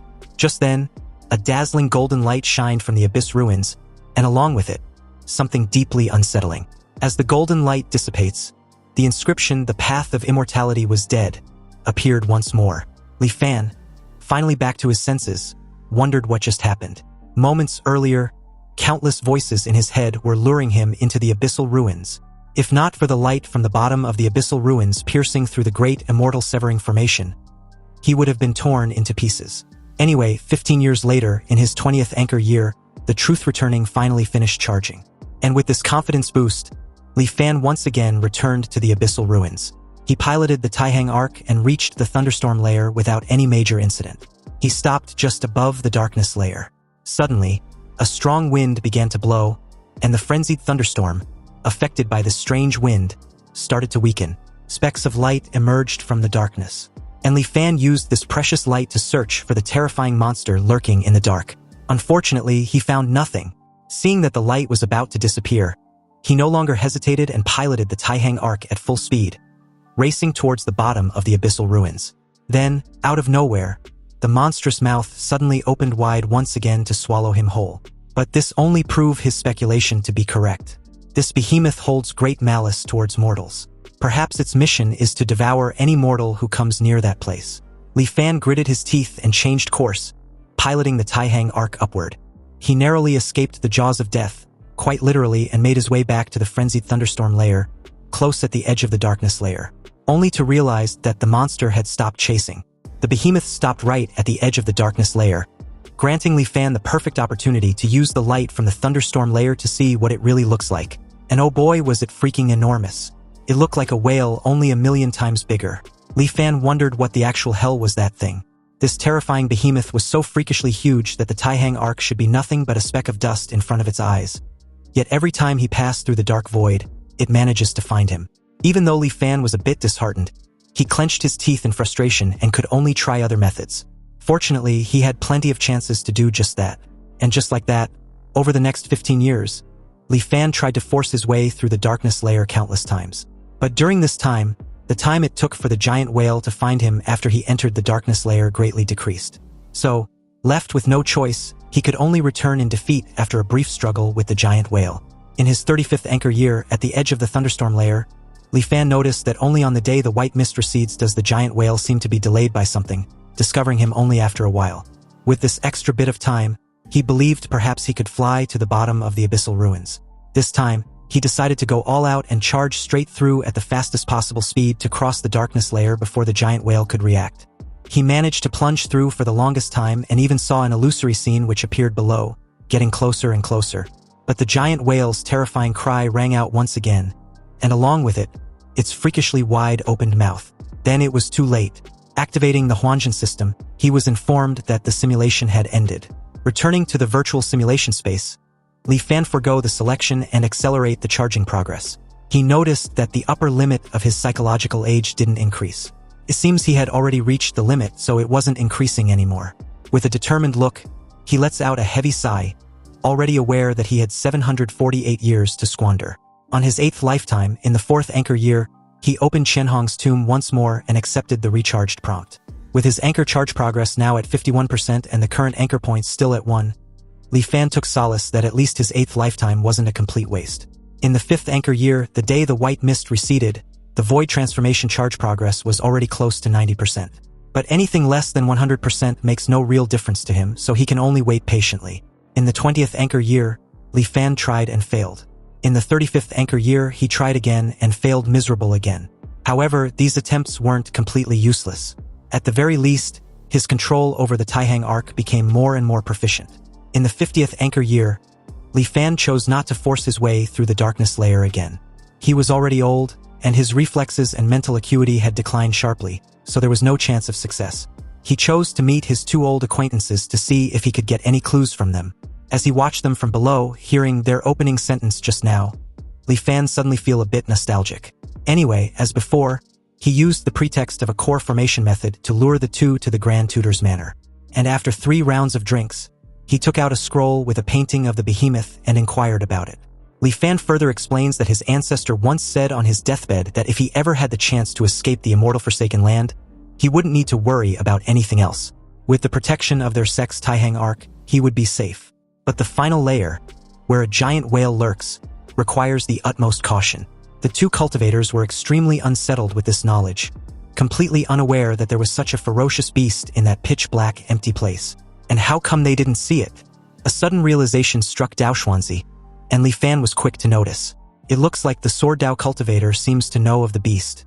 Dao Xuanzi calmly explains that he had only seen records of it in an ancient text, and it was said that in ancient times, there was a sect named Beast Taming. The Beast Taming sect had no profound cultivation methods. Relying solely on their beast taming art, they could control the exotic beasts of heaven and earth to fight for them. And among the most famous exotic beasts controlled by the Beast Taming sect, this giant whale seems to be one of them. In that moment, Ko Hong seems to also have a faint recollection on the topic. He recalled the name of the beast to be a rift-splitting whale. Li Fan then asked if either of them knew how to avoid this rift-splitting whale. But to his dismay, they replied that they've only heard fragments about such beast and had no reliable insight. After all, such an exotic beast disappeared from the cultivation world thousands of years ago. Upon hearing this, Li Fan lets out a sigh and raised his head in disappointment. In the end, he still had to rely on himself. Anyway, after handing the cultivation method to Dao Xuanzi and sending the 2 away, Li Fan chose to end his 8th lifetime. And in his 9th lifetime, he opened Shenhong's tomb again, wanting to absorb the halting steel fragment to charge up. Unfortunately, the truth-returning system had no reaction. In his 20th, 35th, and 50th anchor year, he tried repeatedly, but could not break through the darkness layer. In the 65th anchor year, Li Fan was already 85 years old, and his life was nearing its end. Since he was too old, he could no longer outwit or outfight the giant whale. Li Fan decided not to force it. He will just completely give up control of the Taihang arc and let it slowly drift towards the bottom of the abyssal ruins from the start, drifting through the astral wind layer, the illusory light layer, the inversion layer, the flowing fire layer, the profound ice layer, the thunderstorm layer, and the darkness layer. But to his incomprehension, the rift-splitting whale was nowhere to be seen. Li Fan, absolutely mind-boggled and in a daze, kept wondering what was happening. Why didn't the rift-splitting whale appear this time around? He was almost at the very bottom of the abyssal ruins and could even see the exit. Li Fan decided not to miss this amazing opportunity. So, with every ounce of energy he had left, Li Fan sped up full throttle ahead. But to his confusion, the rift-splitting whale suddenly appeared right behind him, closing in fast. It opened its freakishly enormous mouth, wanting to swallow the Taihang arc whole. Meanwhile, Li Fan was still puzzled as to why it suddenly discovered him. That's when it clicks, realization hitting him like a thunderclap. This rift-splitting whale cannot see, or rather, it ignores objects moving at a constant velocity. So as long as he maintained the same speed, he can pass through the darkness layer of the Great Immortal Severing Formation safely. Li Fan, overwhelmed with this realization, couldn't help laughing wholeheartedly. He couldn't even believe that the last shackle keeping him in the immortal Forsaken Land was completely broken by him. Anyway, back to the rift-splitting whale, it eventually closed its mouth but missed the Taihang arc spectacularly. And amidst Li Fan's wild laughter and the giant whale's roar, the Taihang arc broke through the rift between the two realms and headed straight for the cultivation world. But in that very moment, Li Fan's surroundings blurred, and it was as if he had instantly crossed the distance of several worlds. Under immense pressure, blood streamed from his nose, eyes, and mouth, but he paid it no mind. Looking back at the Great Immortal Severing Formation, his perspective was now infinitely elevated. However, at that moment he saw a sight he would never forget. It was the rift-splitting whale, hundreds of them, actually, thousands upon thousands of rift-splitting whales, carving out patches of dark space from the void and the immortal Forsaken Land he just came from. From the perspective of the cultivation world, growing ever more distant. Soon, the Taihang arc suddenly emerged from an abyssal ruin similar to the ruinous abyss in the immortal Forsaken Land. And as it briefly traversed in the immortal plains, Li Fan, at death's door, smiled in sheer delight. He had finally entered the cultivation world, even though it was extremely brief. To be able to see it before dying meant his ninth life wasn't lived in vain. And with that, he activated Huanjin, ending the simulation. Li Fan was immensely satisfied with this outcome. 9 lives and nearly 500 long years, he had finally touched the threshold of cultivation. Anyway, according to his previous plan, he was going to choose to speed up the charging progress. But after seeing the list of selectable items, he now hesitated. As the system gave him another 4 options to choose from, Li Fan was shocked to see the halting steel fragment as an item he could retain. So after some thought, he decided to choose to retain the steel fragment, simply because it was a good chance to verify a certain guess in his heart. And with that, his 10th life began. Since he didn't choose to accelerate charging, he need to wait 20 years for it to complete.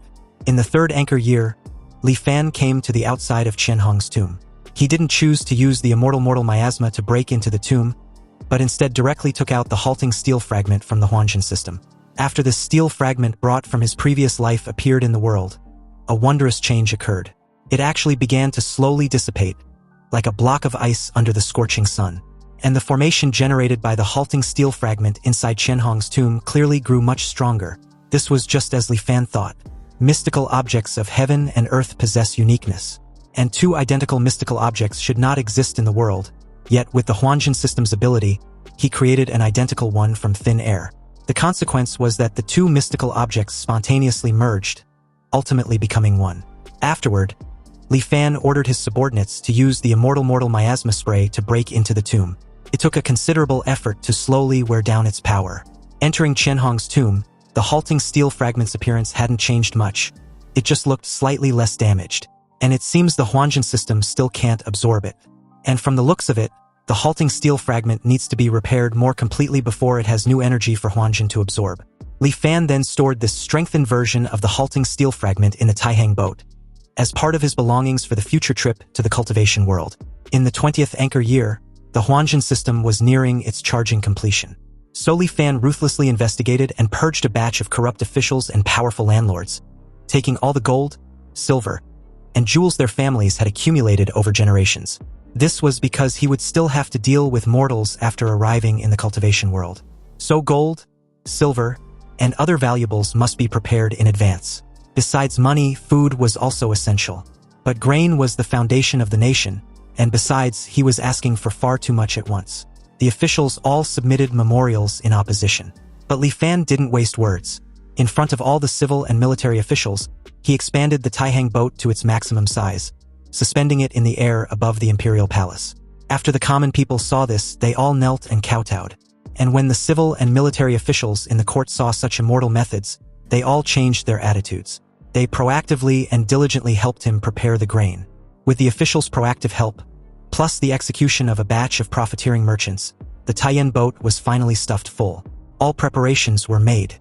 Li Fan had no more ties to the mortal world. Piloting the Taiyan boat, he once again came to the skies above the ruinous abyss. He relaxed his mind and let the Taiyan boat autopilot at a constant speed. It only took a few hours, but in his eyes, it felt even longer than the hundreds of years he had experienced before. The tearing sensation of crossing between two worlds washed over him. But this time around, he gradually adapted to it. After a long wait, he finally passed through the immortal extinction Great Formation and arrived in the cultivation world. However, after getting a clear look at the surrounding scenery, he was a bit dumbfounded. He wondered what was going on. Why was the place he emerged from completely different this time around? He couldn't even find the location of a sea on Kohong's map either. But since he can only take it one step at a time, Li Fan dropped the issue. He wondered if he could find an inhabited place before the spirit stones in the Taihang boat run out. On the vast sea, he randomly picked a direction and piloted the Taihang boat, flying while searching everywhere for traces of cities. The sea was truly vast and boundless, and he flew for 7 days and 7 nights without seeing any sign of human habitation. After another 10+ days like this, the Taihang boat's speed grew slower and slower as it was about to run out of power. Fortunately, just at this desperate moment, the faint shadow of a ship finally appeared on the sea in the distance.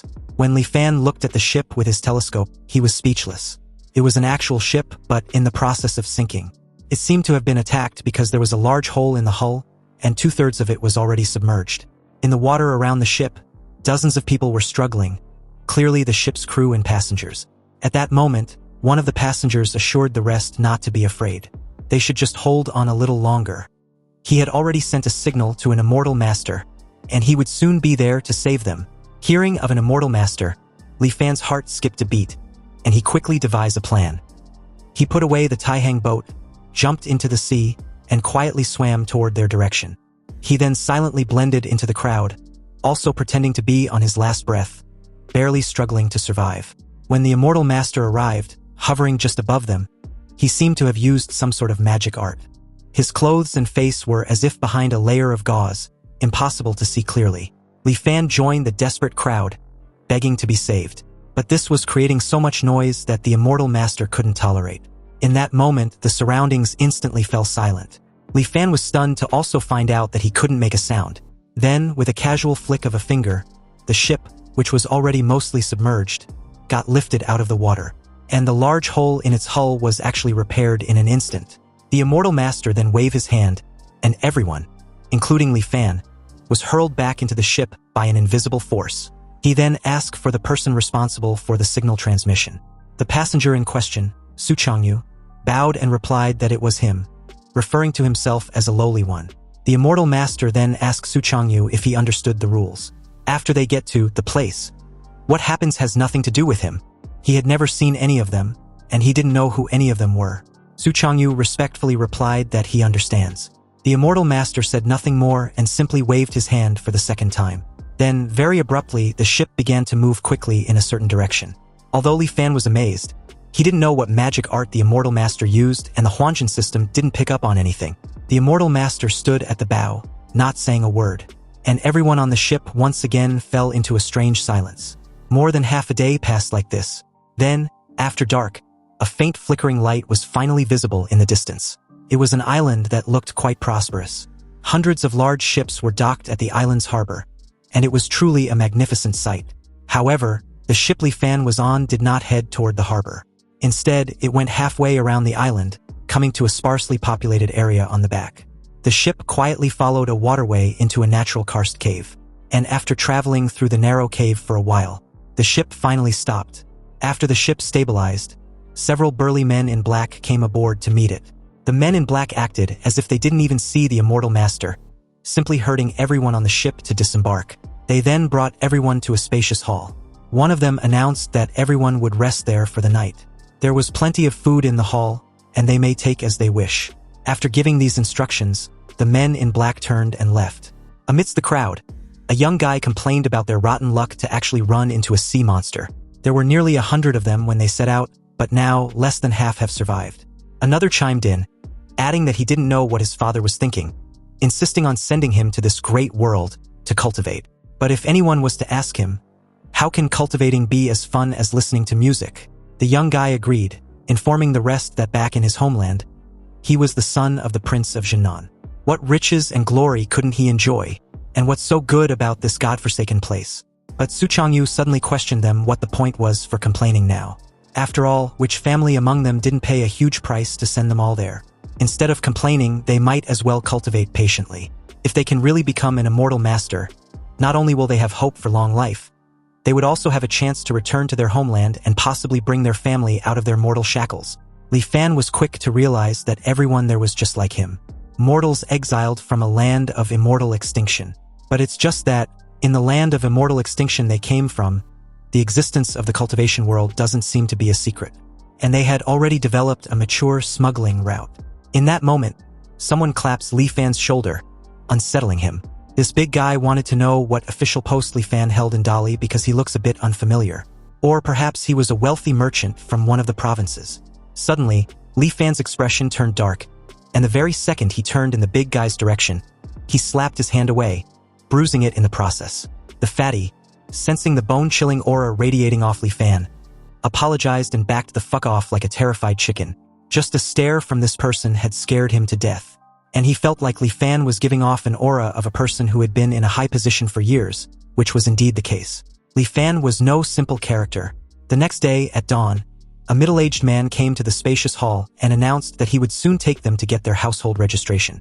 Once they have it, they would officially become members of Liuli Island. But they must remember not to say what should not be said. Otherwise, he cannot guarantee their safety. They were all residents of the western Dayu Island, and their island was destroyed by a windstorm, which was why they fled to Liuli Island as refugees. He then informed them that they were free to ask questions if they have any. But seeing as no one dared to ask any question, the middle-aged man instructed them to change into tattered clothes. Afterward, under the lead of the middle-aged man and the watch of 4 or 5 men in black, they followed a hidden passage out of the karst cave and came to the surface. Their group of several dozen people was not small, but most of the island's residents merely gave them a casual glance before paying no more attention, clearly accustomed to such sights. After twisting and turning through the city's residential area for God knows how long, they eventually arrived before a manor. And not long after, the young servant at the gate went inside to announce their arrival and returned. Then, leading them through a side door on the left and into a large hall, 2 or 3 other groups, totaling over 100 people, were already gathered in the large hall. Soon it was their turn. The middle-aged man, Sun Zhang, respectfully greeted Steward Zhao, one of the Lord's aide overseeing this occasion. Steward Zhao calmly asked Sun Zhang if the group he brought were all the refugees to be registered. After receiving a confirmation reply, he then asked if they were either rich or noble. Sun Zhang smiled and took something from the breast pocket of his robe, then replied that they were all wealthy families on Dayu Island. He presented the treasure to Steward Zhao, and added that it was unfortunate all their wealth and glory vanished like a bubble without the protection of an immortal master when the disaster struck. Now, they can only travel thousands of miles to seek refuge on their Liuli Island. Apparently, a windstorm raged a few days ago, and even their Liuli Island was affected. But the western islands suffered even heavier losses. It was said that over 200 islands were razed to the ground, and countless mortals perished at sea. Fortunately, the immortal masters were merciful and ordered them to rescue the refugees. Steward Zhao stated that it was a good thing that Sun Zhang's Tianbao Lu was so dedicated, but he should rest assured he would report this truthfully to the island lord. And when the immortal master's rewards are handed down, Sun Zhang would surely get his share. Afterward, Steward Zhao began processing the registration procedures for everyone. Before long, it was Li Fan's turn. When Steward Zhao looked up at Li Fan's demeanor and composure, he instinctively felt an aura of an important person. He calmly asked Li Fan for his name, and upon reply, inscribed it on a blank paper talisman before handing over. Steward Zhao then instructed Li Fan to place a drop of his blood on it. Li Fan bit his thumb and did as he was instructed. Steward Zhao informed Li Fan to keep this spirit talisman safe, because from that point forth it will be his proof of identity. Li Fan would need to present the spirit talisman for all matters on the island, big or small, such as receiving work, collecting grain, and undergoing inspections. He then warned Li Fan to never lose it. Meanwhile, as Steward Zhao relayed all this intel to Li Fan, Sun Zhang, who stood at his side, was puzzled. He couldn't comprehend why Steward Zhao was being so cordial to Li Fan, explaining so much. Anyway, the household registrations were distributed very efficiently, and the entire group received their Liuli Island registrations. Immediately after that, they left that place and did not return to the karst cave. Instead, Sun Zhang led them into the courtyard of a residence. There, he asked with a satisfied smile that they can now sign the contract since the household registrations were in order. Without a word, Su Changyu calmly took out a paper talisman from his robe, bit his finger and smeared his blood on it. The paper talisman, which also had his name on it, suddenly dissipated into thin air. This was the so-called 3 contracts to finalize. And in the future, once they were completely settled, Su Changyu vowed to sign the final contract as promised. Sun Zhang clutched his head with a displeasured look, then comments that dealing with people like Su Changyu from the departed realm was such a hassle. If it weren't for the sake of the immortal master, their Tianbao Lu would never engage in such an unprofitable business. Sun Zhang then announced that all residents of Liuli Island can claim a place to live using their household registration spirit talisman. And in addition, during the first year of registration, they can receive a certain amount of grain for free each month. Although these were all crucial intel, Su Changyu was more concerned about what they must do if they wish to cultivate. Sun Zhang replied honestly that mortals like them who had returned from the land of exile had a much higher concentration of miasma in their bodies than ordinary people. So if they want to cultivate, they must first dispel the miasma from their bodies. Of course, they were already aware of this matter. The issue was how they could get the miasma removed. Sun Zhang explains that there were several methods to remove the miasma. The first was the island's body-purifying spirit pool. Soaking in the spirit pool for a day and a night can completely remove all the miasma from their bodies. But unfortunately, the materials required to open the spirit pool were astonishingly expensive. And although their Liuli Island was wealthy, they can only open it once every 3 years. Sun Zhang then feigned being in deep thoughts, and added that the last time the spirit pool was opened was a year ago, which means they would have to wait about 2 more years for it to be opened again. And besides, the number of spots available for the spirit pool was limited and the competition was fierce.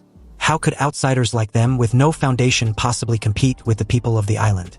Su Changyu then asked of the other methods. And apparently, the second method was to cultivate the profound yellow heart-cleansing incantation, paired with specific medicines and diet. This would gradually change their constitution over time and eventually clear out the miasma completely. Although this method was time-consuming, often taking 5 or 6 years, its advantage was its stability. Nor does it require any special price to be paid. The profound yellow heart-cleansing incantation and its corresponding elixirs can be bought at the island's pharmacies. Su Changyu was deeply unsettled with the number of years and asked if those 2 were the only methods. Suddenly, Sun Zhang's expression darkened as he declared that there was a third method, which was to become a test subject. Reiterating what they just heard, the entire group was deeply shaken as Sun Zhang confirms his earlier words, explaining that some immortal masters were very interested in the miasma inside a mortal's body. And every year, volunteers are selected from the mortals on the island to serve as test subjects.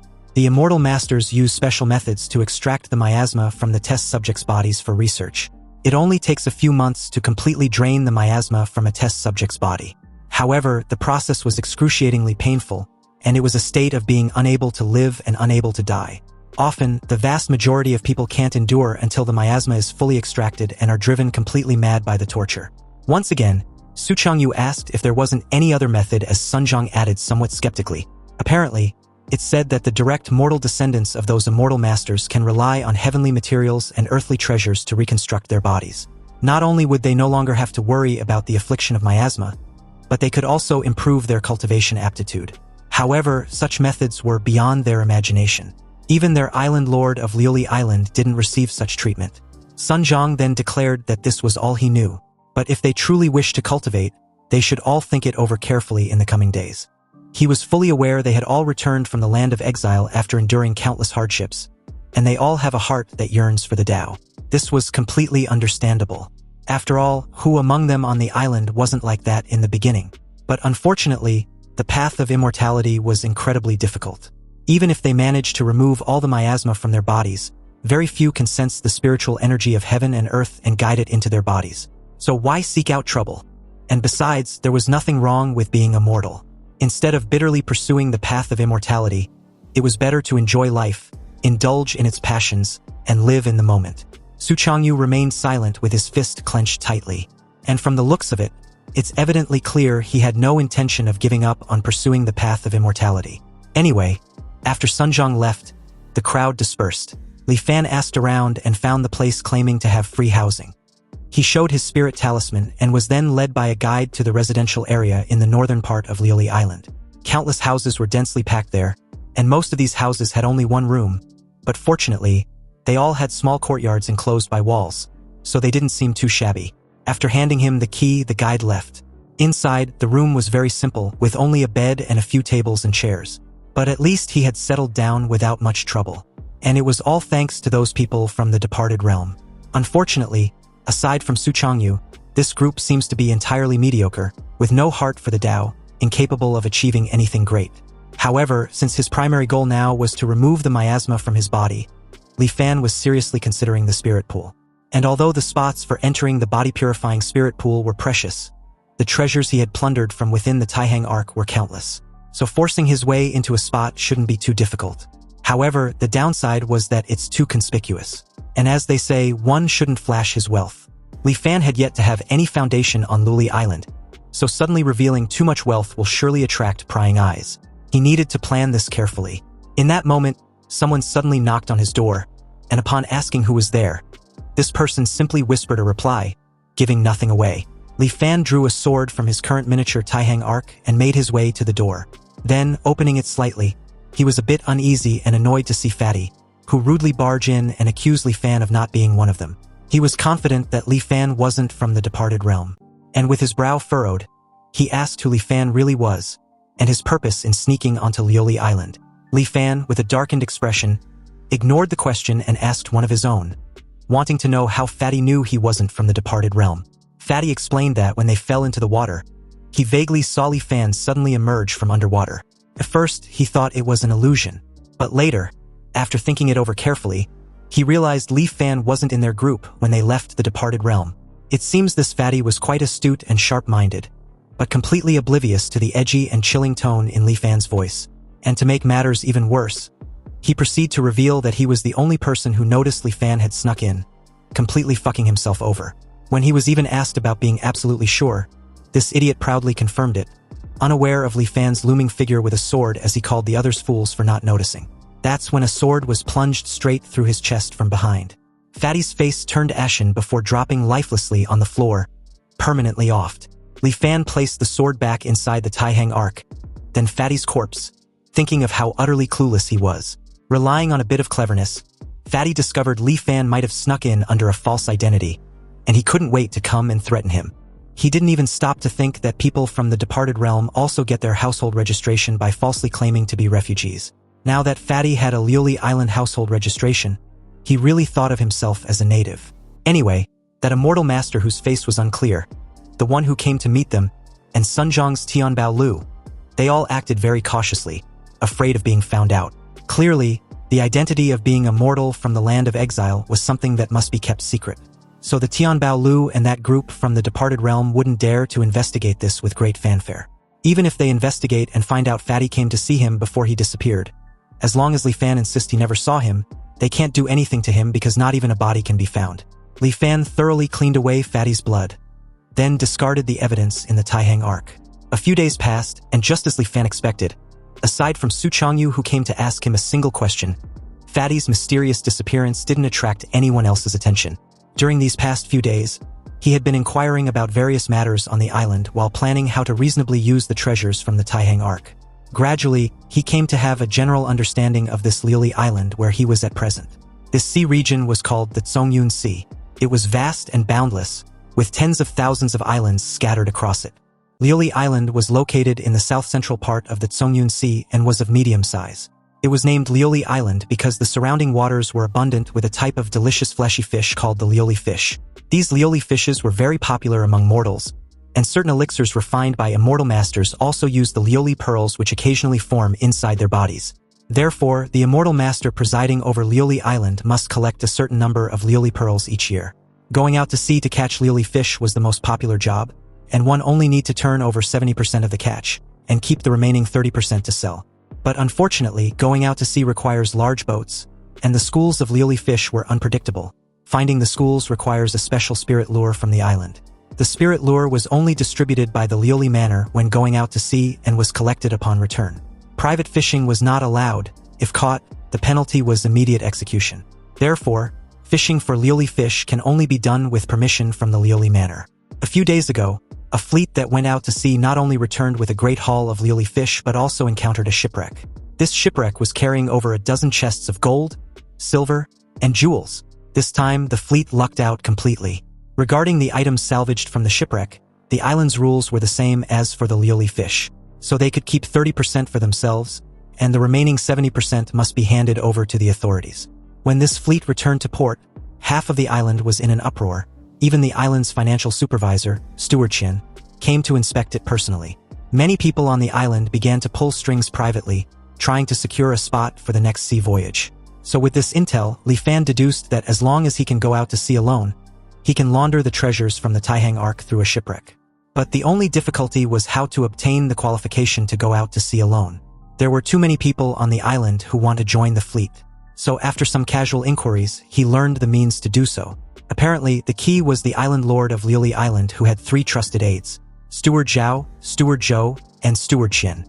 Steward Zhao was in charge of personnel, Steward Qin was in charge of finances, and Steward Zhou was in charge of security. But the vast majority of spots for the fleet's sea voyages were in Steward Qin's hands. Steward Zhao and Steward Zhou have always wanted to get involved, but Steward Qin has maintained tight control, only allocating 1 or 2 fleets to them. Li Fan suddenly remembered the day of the registration and how Steward Zhao's attitude towards him was different from the others.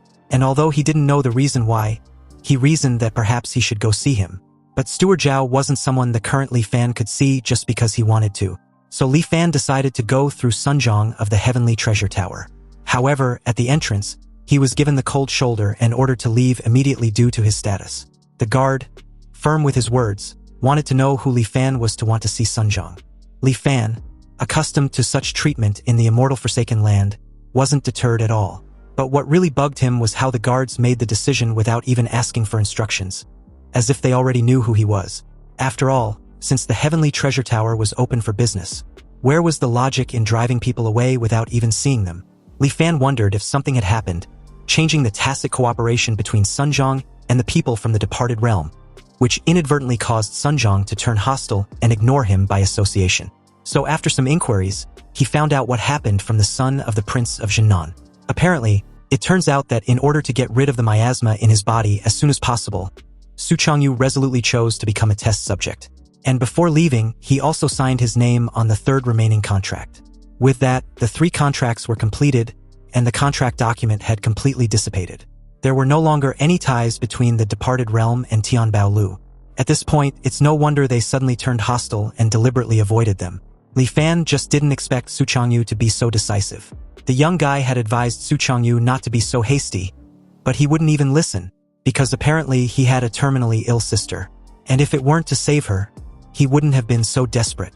Li Fan, in deep thoughts, tried to think of another strategy. Although Sunjong chose to avoid him, he wasn't going to give up that easily. Judging by how he couldn't help but comfort Su Changyu that day, Li Fan reasoned that Sunjong was at least not a wicked man. And the reason he kept a cold face before was probably just that he didn't want to be too involved with mortals from the immortal Forsaken Land. After all, compared to strangers, he also preferred dealing with people whose background he knew a little about. So he returned once more and waited patiently in front of the Heavenly Treasure Tower. But upon seeing Li Fan, the guards were annoyed as they questioned if he was looking for death. Li Fan deliberately raised his voice just to pique the interest of the crowd, and explained that he came to do business with the Heavenly Treasure Tower, but it seems the guards want to drive him away without even talking. He then asked the panicked guard if this was how the Heavenly Treasure Towers treats guests. The immediate chorus of murmurs among the gathered crowd forced the guard's hand, so he rushed inside to relay Li Fan's message, and after returning with instructions, he quietly led Li Fan inside. Li Fan patiently took a seat in a guest room, and was served a cup of tea by a maid. Taking a sip, his expression suddenly changed to sheer delight after having a taste. But in that very moment, Sunjong walked in and mentioned that the tea was a Dayu's pale dragon. It grows on the submarine volcanic craters around Dayu Island, and there were only a dozen or so plants.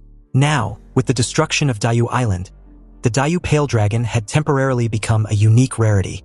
Li Fan maintained his smile upon hearing this, then replied that he seems to be lucky enough to bask in Elder Sunjong's light. Sunjong, with a stern look, reminded Li Fan that their matters of Dali were finished. There should be no more entanglements between him and anyone from the departed realm. So why had Li Fan sought him out for the second time?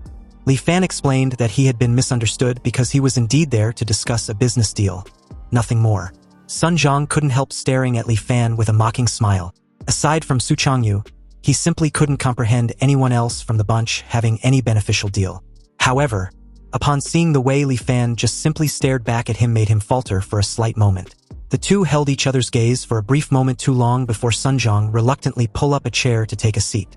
He asked Li Fan what business deal he wanted to discuss. And like a man far beyond his age, Li Fan calmly pitched his idea. He first asked if the Heavenly Treasure Tower was interested in a quota for the seafaring fleet. And Sun Zhang explained that every time the fleet goes out to sea, not to mention the treasures that can be salvaged, just the lioli fish and other marine specialties were enough to make a fortune. So if he was to say that their Heavenly Treasure Tower wasn't interested, then it would be a lie. However, the fleet quotas were firmly controlled by Steward Qian. Let alone their tower, even Steward Zhao can only get 1 or 2 spots. Li Fan was a newcomer after all, so what ability did he have to dare scheme for it? Li Fan wasn't the least bit rattled with this intel and simply asked for a meeting with Steward Zhao. His expression firm and determined. He added that he had his own way to persuade Steward Zhao if he was allowed to see him. A deafening silence suddenly ensues as Sun Zhang stared at Li Fan with a furrowed brow, his decision unclear as he tried to gauge the weight of Li Fan's words. Then, very abruptly, someone authoritatively interrupted, drawing the gazes of the two men. This person, the shopkeeper, was a young woman with a veil covering half of her face. She told Sun Zhang to simply let Li Fan see Steward Zhao. After all, it wasn't a difficult thing to do. However, if Li Fan fails, he would be chopped up and thrown into the sea to feed the fish. Sun Zhang immediately got up and respectfully offered his greetings as she gracefully took over. Li Fan spared no time offering his sincere gratitude, thanking her for the opportunity. But the shopkeeper simply brushed it off, almost amused. Since Li Fan seems to have some confidence, it didn't look like he was talking big. Li Fan replied that he always keeps his promises. His word was his bond. Anyway, granting an audience with Steward Zhao was no skin off her back. And if Li Fan really succeeds, her Heavenly Treasure Tower can even extract a corresponding benefit. But according to the island's rules, 3/10 of the harvest from each voyage can be kept for oneself. Li Fan doesn't want a single cent of those 3/10. He proposed half of it goes to Steward Zhao, and the other half goes to the Heavenly Treasure Tower. Perplexed, the shopkeeper wanted to know what Li Fan wanted in return after going to such great lengths. Li Fan boldly expressed his desire to enter the body-purifying spirit pool engaged once in every 3 years. Upon hearing this, Sun Zhang and the shopkeeper were equally stunned. Then, unable to hold it in, the shopkeeper began laughing wholeheartedly. She couldn't believe that Li Fan, at his age, still wanted to learn from others to cultivate immortality. Li Fan remained silent and unbothered as she laughed to her heart content, before adding that only by seeking eternal life will he have no regret even if he dies. The sincerity in his words seemed to shut her laughter up real quick, a slight contemptuous smile suddenly forming on her lips. She then agrees to help Li Fan with this matter. With everything settled, the shopkeeper informed Li Fan to wait until a date was set. Then she would send someone to notify him. Li Fan thanked her once again and took his leave, not forgetting to add that he was staying in house number 7, 6th longitudinal outside the city. They can find him there if anything else happens. The moment he was out of earshot, Sun Zhang questioned the shopkeeper about that spot in the body-purifying spirit pool. And she calmly replied that although the competition for spots in the body-purifying spirit pool was fierce every year, her Heavenly Treasure Tower wasn't without the strength to compete. If Li Fan can truly secure a seafaring fleet, then in just 5 years, the profits brought by the fleet would be enough to cover the cost of a spot. This business is a sure win with no loss. However, Sun Zhang immediately asked her what the matter was after her abrupt unease.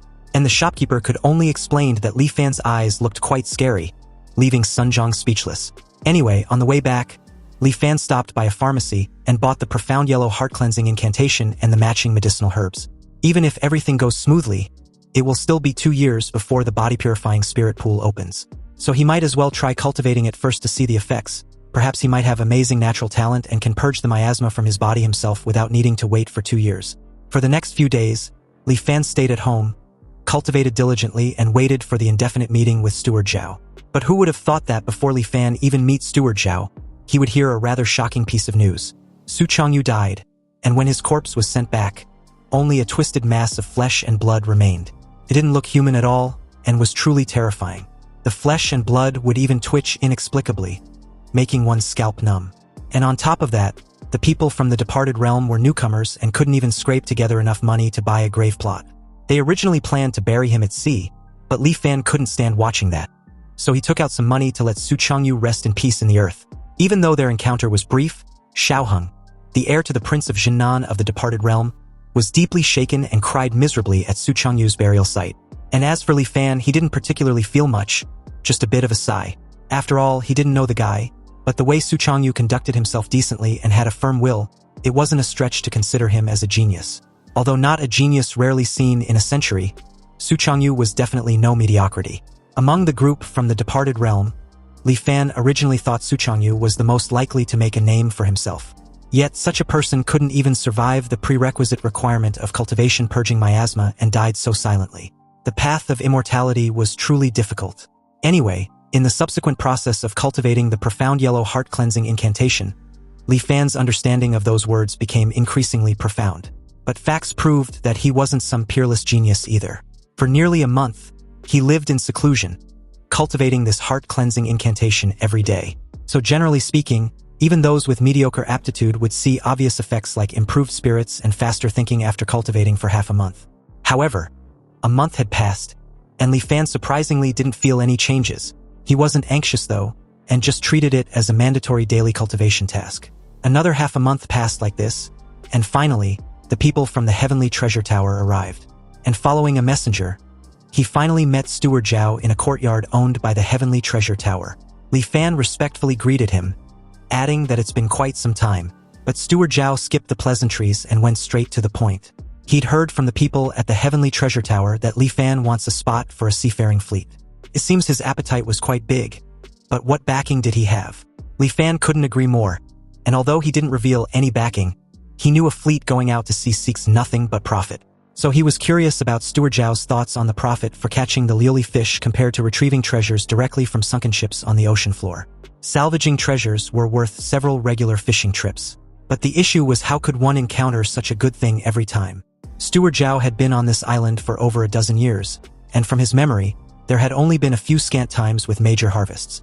But Li Fan confidently declared that if he were to command a fleet, he can guarantee that every time they go out to sea, they will bring back a certain amount of treasure.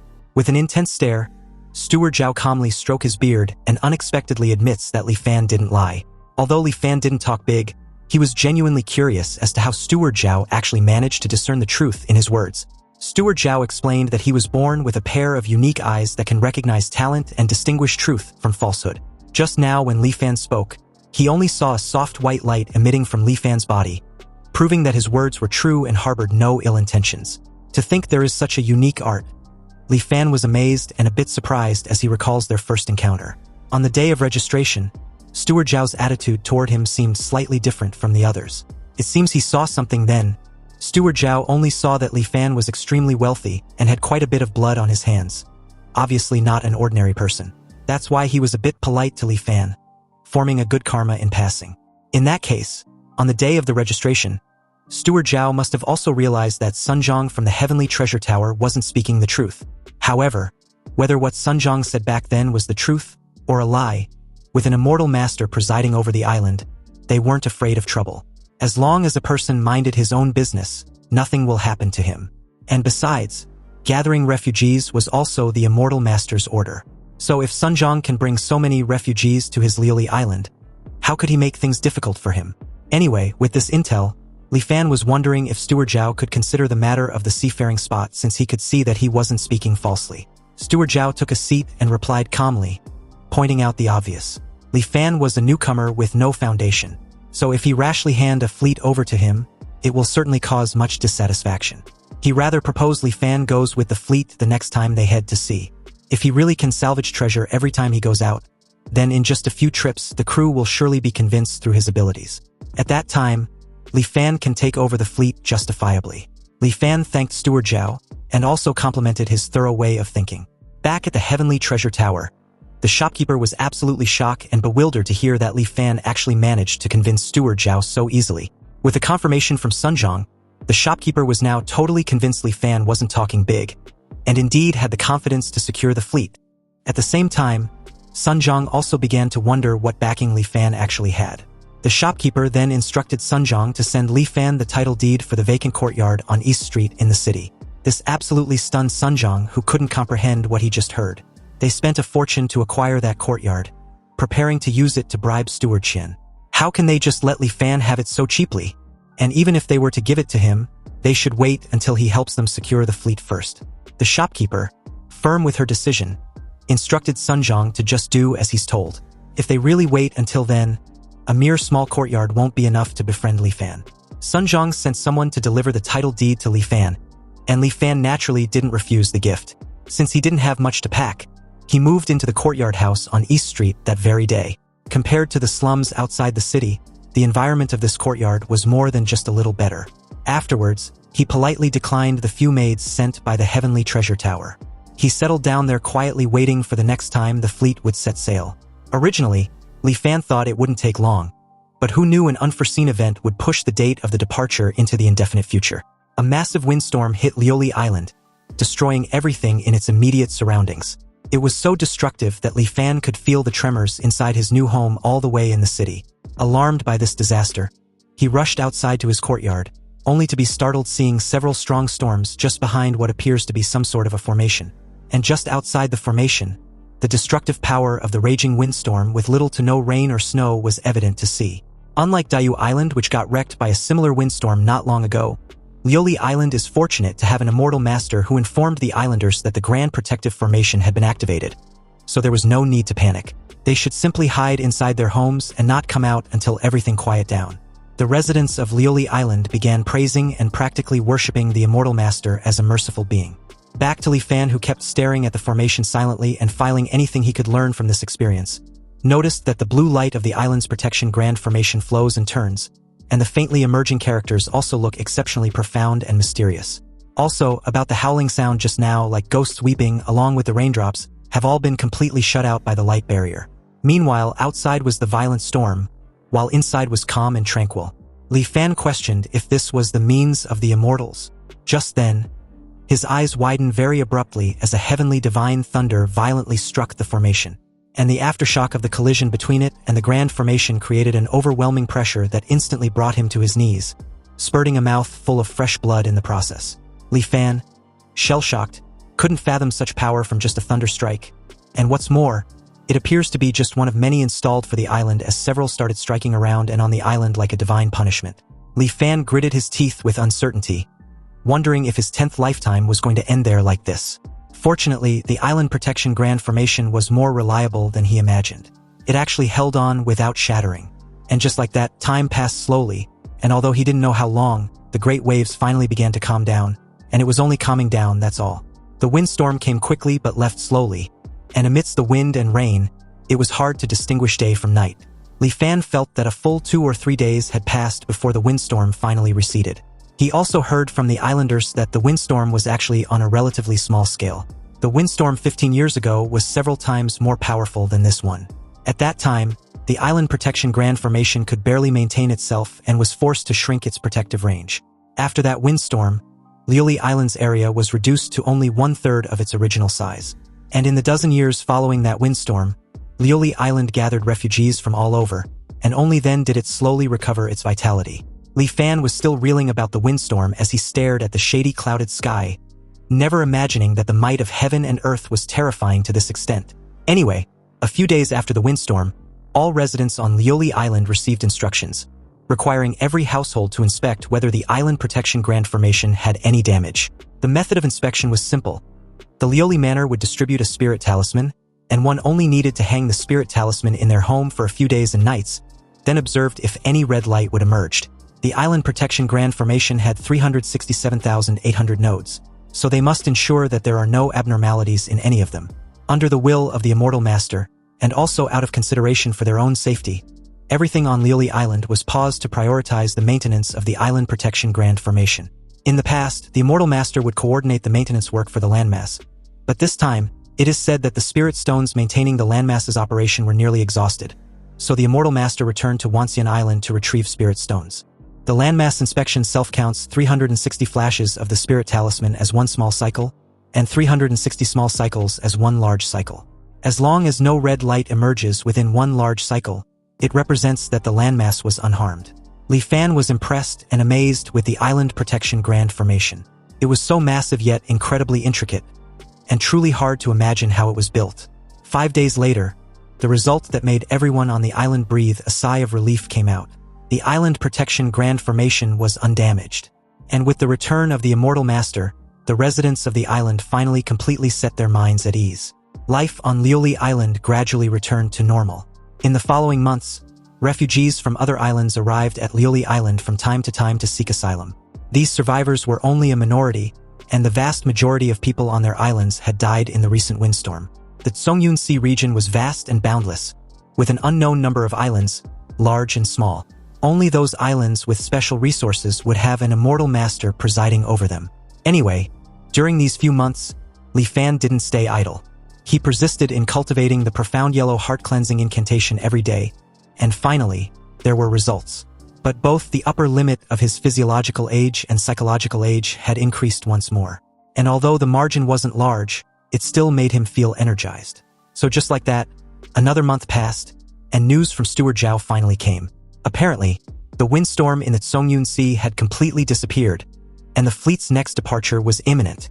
3 days later, on Lioli Island's pier, Li Fan met up with Tseongyun that Steward Zhao told him to come to, and after a few exchange, he boarded the ship. Meanwhile, on board, some of the crew members wondered what kind of madness had seized the island lord to organize this sort of assessment. After all, the fleet with the smallest harvest this voyage will be deemed unqualified, and will have their future sailing qualifications cancelled. How can this be good? And it was all caused by the windstorm. There has also been rumors that the Island Protection Grand Formation of Coral Island to the south shattered, and the entire island was razed to the ground. And those supplies that Coral Island needed to submit have fallen onto their Lioli Island's head. The two crew members questioned what kind of situation this disaster had put their Lioli Island in, and how they were supposed to live in the future. It was said that it's only temporary, and they just need to make up for what was owed before. The boss of the crew, Zhang Haobo, yells at the two for their cowardly behavior. Why don't they look on the bright side? Doesn't the first place also receive a reward? And the share of the harvest was increased from 30% to 50%. The crew dejectedly tells Zhang Haobo to stop dreaming. First place? With their fishing skills? Yeah, right. He was pretty much aware that they barely complete the fishing quota every time. Another agreed with what was said. The way he sees it, this will be their last time going out to sea. He even suggests they just not go back and become free and unfettered pirates. Musing over the idea, he comments on how thrilling that would be. Zhang Haobo assures them not to worry. There was a capable person on the ship this time around. He introduced Li Fan to the crew and guaranteed that they would return fully loaded. The crew were skeptical when they heard this, and upon seeing how pale and clean Li Fan was, they wondered if he had ever been to sea. Zhang Haobo yelled at them for being blind fools. Can't they recognize a noble person when they see one? Zhang Haobo then declared Li Fan as a great talent specially invited by Steward Zhao, and he would be taking over their ship soon, so they needed to be more polite towards their new captain. The crew, as expected when aggravated, yells that their boss, Zhang Haobo, had been the captain of the Tseongyun ship for almost 10 years. So how can he just give it up like that? One of them even added that Zhang Haobo had saved his life in the past. So if he's being driven out of his position, then he, Lu San, would be the first to disagree. He won't stand for this injustice. Zhang Haobo gave a humorous chuckle and nodded slightly, quite pleased with himself for instigating this intimating tactic to show Li Fan who was really in charge. He watched Li Fan's reaction with a sly smile as the crew continued to yell, expressing their dissatisfaction. They even suggested throwing Li Fan into the sea to feed the fish once they set sail. After all, it was perfectly normal for someone to die at sea anyway. Zhang Haobo tells the crew to calm down, then acting all ungrudgingly, he stated that even though he knew everyone thought highly of him, the Tseongyun ship was Steward Zhao's property after all, and at the end of the day they were merely selling their lives for him. And now that Steward Zhao had declared he wants to change personnel, he has no choice in the matter. Li Fan listened quietly, and having lived through several lifetimes, these moral coercion and public manipulation were nothing but petty tricks to him. He cut in with a firm and commanding tone, questioning the crew whether they do not trust Steward Zhao, who apparently trusted him to lead them. Are they insinuating the Lord's aid has bad eyes? Since he had already promised Steward Zhao that he can find treasures every time they set sail, he certainly won't let everyone down by association. The crew immediately began to think things over as they seriously started to wonder if Li Fan was actually someone with some sort of skills. After all, Steward Zhao's eyes were incredible. and there's basically never a time his eyes had looked wrongly, so Li Fan's words was probably true. Meanwhile, Zhang Haobu's face had darkened when he realized that his sly tactics had gone to shit. It had failed spectacularly with just a few words from Li Fan, and this was pissing him off. He turned sharply with an accusatory finger pointed in Li Fan's direction, claiming he was spouting nonsense about finding treasures every time they set sail. It's clearly horseshit and he doesn't believe it. Zhang Haobu believes Li Fan had obviously used connections to snatch his position as captain. Did he take him for a fool? Anyway, since Li Fan likes talking big, he'd like to see how he would fare in the end. Zhang Haobu gave the command to set sail and head out to sea. The Songyuan moved without wind, sailing out of the port and heading towards the vast sea, relying not on wind power nor manpower, but on a set of micro-spell formations driven by spirit stones. The ship was also equipped with a spirit lure, so when traces of Lioli fish are discovered in nearby waters, the spirit lure will issue a guide. But the sea is vast, and the range the spirit lure can perceive is limited. So it requires extremely experienced crew members to first find the general range where the fish schools appear.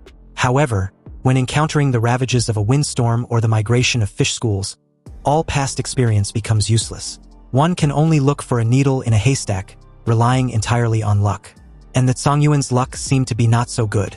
More than half a month passed. Apart from netting some ordinary fish schools and finding some conventional marine minerals, there were no major harvests. Not only were the crew members all wearing long faces, but even Zhang Haobu began to feel anxious in his heart. After all, there is a punishment for being last place this time. The rule on the island was to return within a month. They've only caught this little bit of stuff this time. It's quite possible they really have the smallest harvest. They can only hope for a turn of events in the next few days. Zhang Haobu stares at the sky, hoping the immortal master protects them.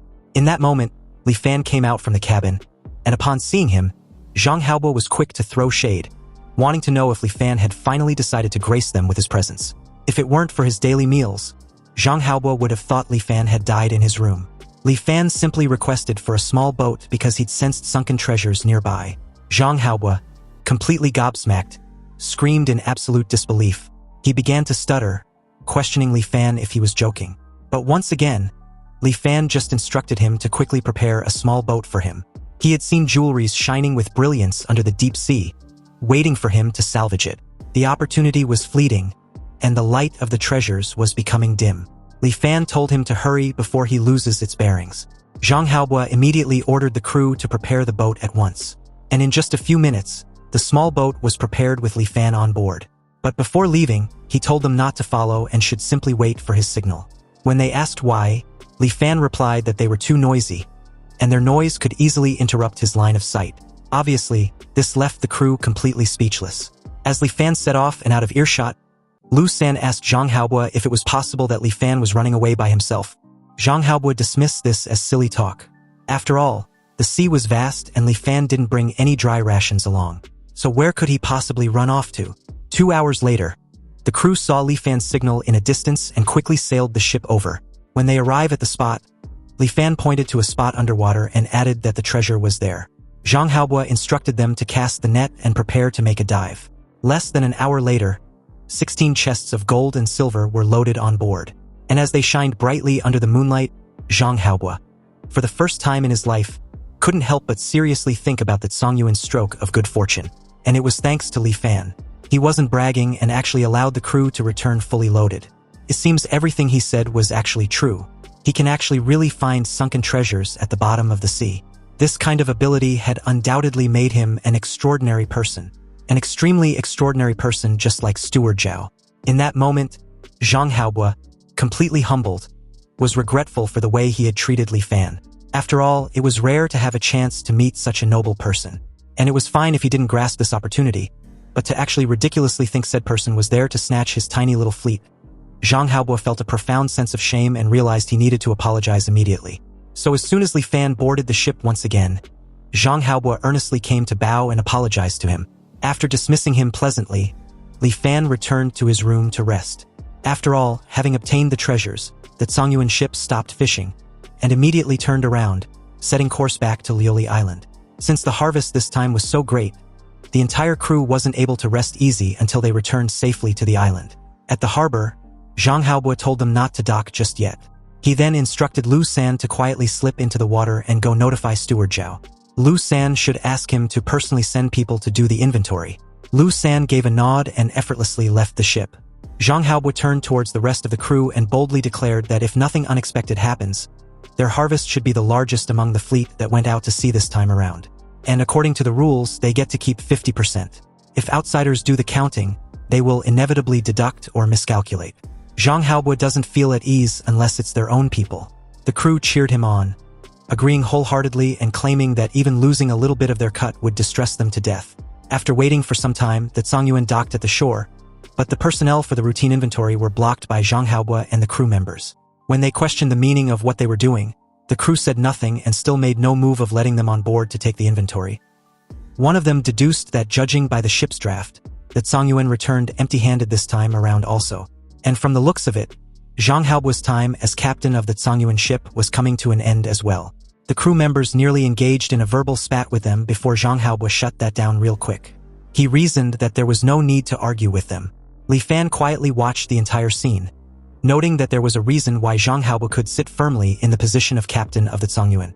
It was only his background and experience that seemed to limit him. Anyway, Steward Zhao personally arrived with his men shortly after. And as 16 chests of jewelries were carried off the ship under the watchful eyes of the crowd, the entire dock caused a sensation. Consequently, the news that the Zhongyuan had harvested a massive amount of treasures spread like wildfire and soon covered the entire Liuli Island. Meanwhile, at the Heavenly Treasure Tower, Sun Zhang barged in on the shopkeeper, looking all flustered. When she asked what the matter was, Sun Zhang, huffing profusely, stammered coherently about the Zhongyuan ship, treasures, and over 10 chests of them. The shopkeeper didn't understand what was there to make a fuss about if it was just over 10 chests of treasures, and presumed a client wanted to digest these things on the island. If they do, then they still have to go through their Heavenly Treasure Tower's channels. She stops abruptly when realization hits her. The Zhongyuan was the ship Li Fan boarded to set sail a month ago. Sun Zhang, still breathless, confirmed this, adding that it was no wonder Li Fan could persuade Steward Zhao. He was absolutely certain he would find treasures as soon as he went out to sea. Sun Zhang then declared that Li Fan's ability seemed to be just like their Heavenly Treasure Tower's grand shopkeeper. The shopkeeper immediately gave the order for Sun Zhang to go arrange a meeting with Li Fan immediately. She wanted to know when they can invite him for a meal. Also, he should send someone to clean up the tower, then send the title deed over to Li Fan. Without hesitation, Sun Zhang agreed to do as he's told and left.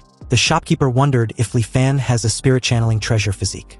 Apparently, the legendary spirit-channeling treasure physique. As long as rare treasures exist within a certain range of oneself, one will sense them. And the grand shopkeeper of the Heavenly Treasure Tower, Yin Yuding, the shopkeeper's older sister, also possesses this special constitution. And it was precisely by relying on this heaven-defying ability that her sister built the Heavenly Treasure Tower. This large-scale chamber of commerce now spans the Zhongyuan Sea from nothing over the past dozen years. And to think that another spirit-channeling treasure physique had appeared now was truly surprising and unexpected. As the scene shifts to Steward Zhao's manor, Li Fan had paid him a visit. Steward Zhao first praised Li Fan. He truly was extraordinary. Fishing up 16 chests of treasures on his first time out to sea, Li Fan really gave him a huge surprise. The harvest this time was indeed substantial, but Li Fan was afraid it will be hard to get this much in the future. Steward Zhao agrees with this assessment. That stands to reason. How could one have such luck every time? However, just relying on the harvest this time around is enough for him to operate a separate fleet for Li Fan. Upon hearing this, Li Fan thanked him for the opportunity.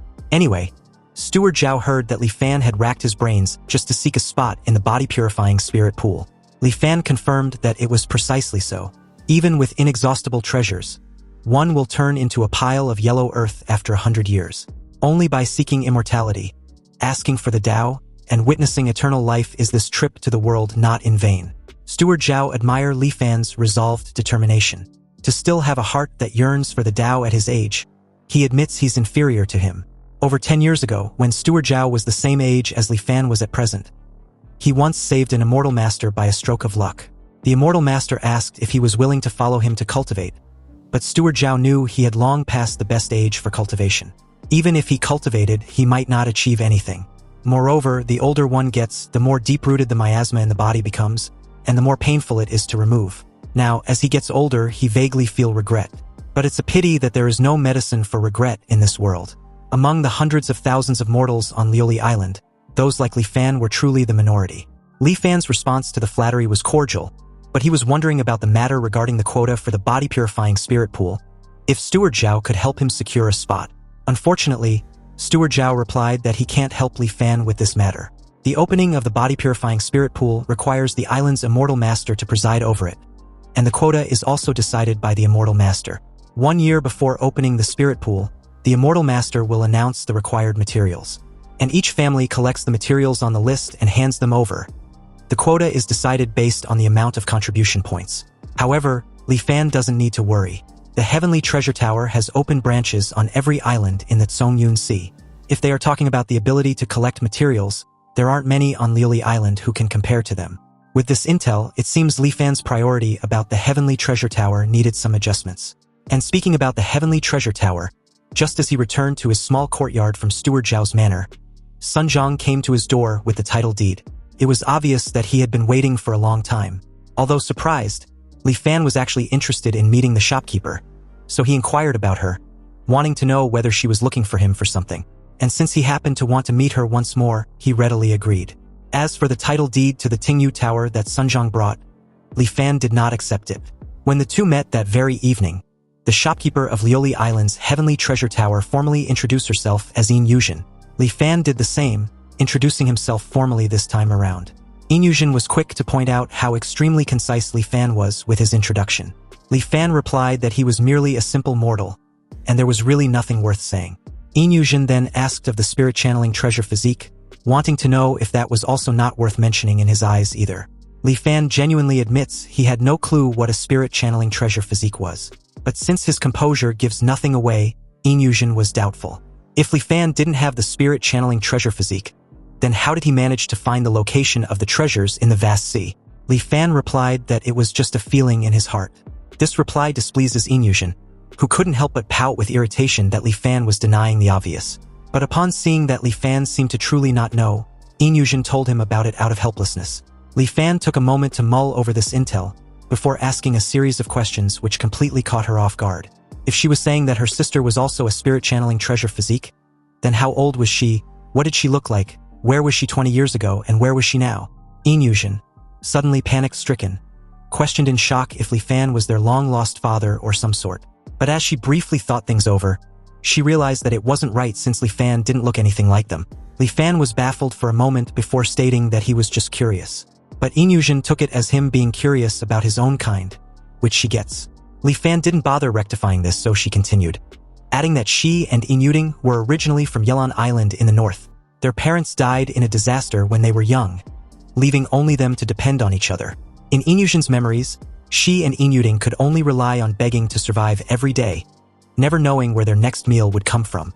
But starting from a point she can't recall, her sister could always find various valuable things in different places.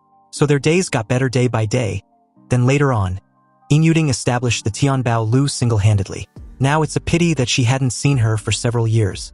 Li Fan asked where she had gone to, and Yin Yuzhen explained that 3 years ago, Yin Yuzhen was chosen by a passing immortal master and taken away. At the beginning, she would send people to bring them messages to say she was safe. But later, they never heard any news from her again. Upon hearing that she was taken away by an immortal master, Li Fan wondered if Yin Yuzhen was taken to cultivate the path to immortality. But unfortunately, Yin Yuzhen knew otherwise. If only that were true, because apparently in the letters Yin Yuzhen sent back previously, she used a secret code only the two of them understood to tell Yin Yuzhen that her current situation was very dangerous, and if she stopped contacting her, it meant she might have met with misfortune. Yin Yuzhen also told her not to look for her either. Li Fan questioned if this trouble was invited by her special physique. Yin Yuzhen was just a mortal, so what she could sense were only things of some value to mortals. And these treasures, in the eyes of those immortal masters, were no different from scrap metal. It wasn't like no immortal masters noticed Yin Yuzhen's special physique before, but none of them took it seriously. Yin Yuzhen still doesn't even know why her sister was taken away by that last immortal master. Although her sister likely bodes ill rather than well, the foundation she left behind was still there. So the Heavenly Treasure Tower that she worked so hard to build cannot be destroyed in Yin Yuzhen's hands. Yin Yuzhen admits she doesn't have her sister's miraculous ability, and after her sister disappeared, the Heavenly Treasure Tower's business got worse day by day, coupled with her misjudging a few items later on, leading to the loss of a large sum of money. The veterans of the Heavenly Treasure Tower gradually became dissatisfied with her. They even wanted to conspire with outsiders to drive her out and carve up the Tianbao Lu's assets.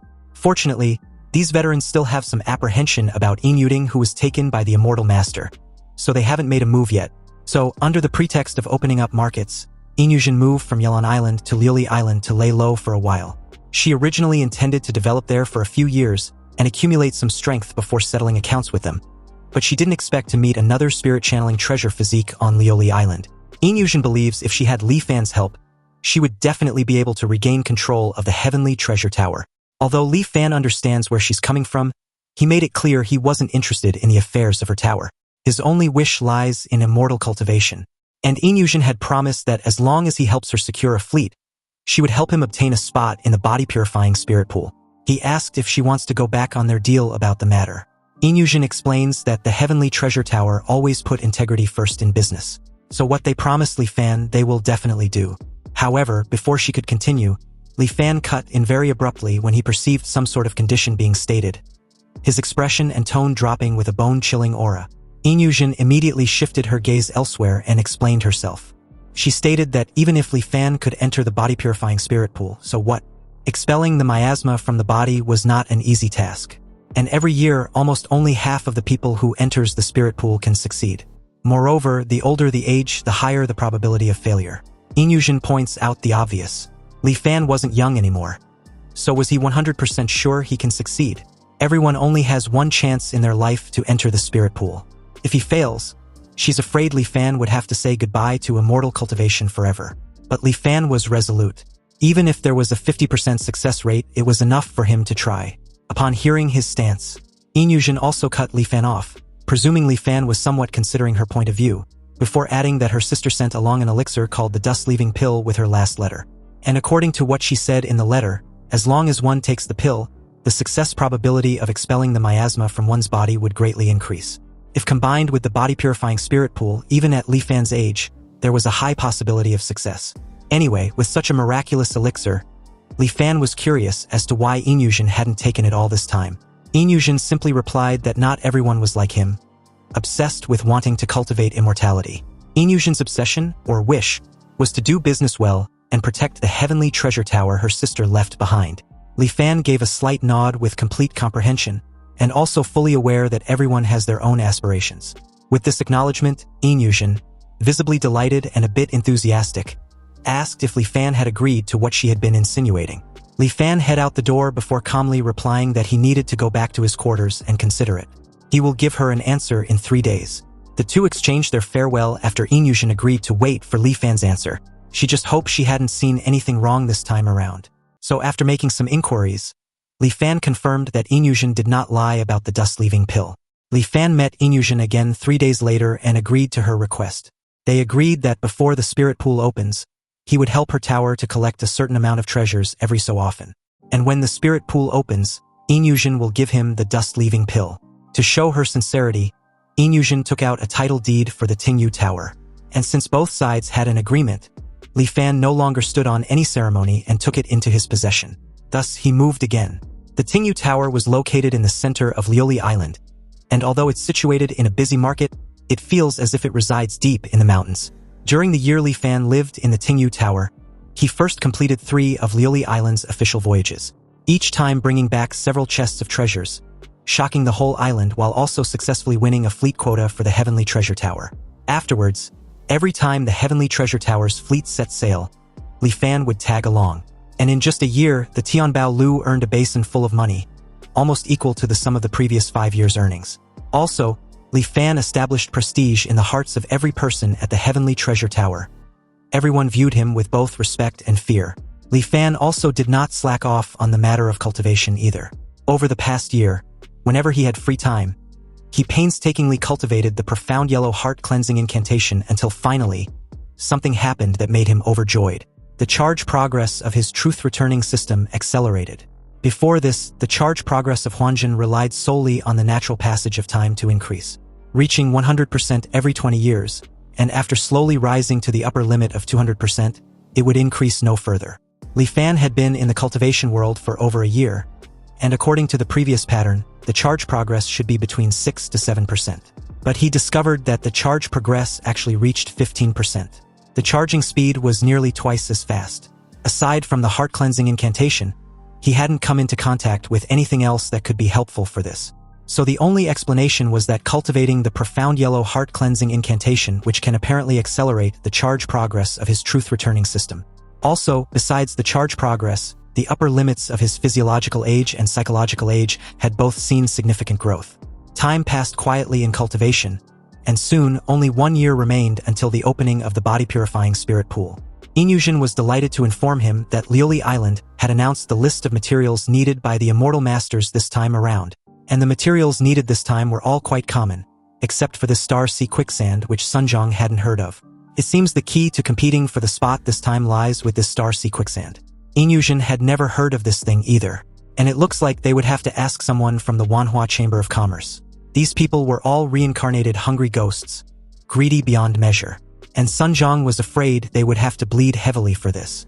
But no matter what, Li Fan must obtain the star sea quicksand. He was determined to get the spirit pool quota. You see, the Manhwa Chamber of Commerce was not a local chamber of the Zhongyun Sea, but comes from a continent unknown tens of thousands of miles away.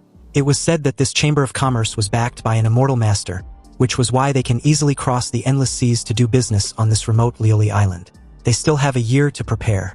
The merchant walker from the Manhwa Chamber of Commerce will pass by the Zhongyun Sea in 3 months. So Inyushin plans to contact him then. Li Fan points out that they cannot place all their hopes on the Manhwa Chamber of Commerce. Lioli Island has taken in many refugees from all over the Zhongyun Sea in the past year. There might be someone who recognizes this star sea quicksand so they can ask around. Also, other factions on the island would be looking for this star sea quicksand, so they needed to monitor them closely as well. With the publication of the materials needed for the body-purifying spirit pool, the matter spread across Lioli Island. Even some ordinary people who didn't care about this matter knew that the major factions on the island were now looking for something called star sea quicksand. Xiaoheng heard of the star sea quicksand by chance and immediately paid Li Fan a visit at the Tingyu Tower. Li Fan wanted to know what business he had with him. Xiaoheng had recently heard that Li Fan was also looking for the star sea quicksand. Li Fan confirmed this before adding that he was old in age, so if he wanted to cultivate, he could only rely on the body-purifying spirit pool. Li Fan then questioned if Xiaoheng knew about the star sea quicksand.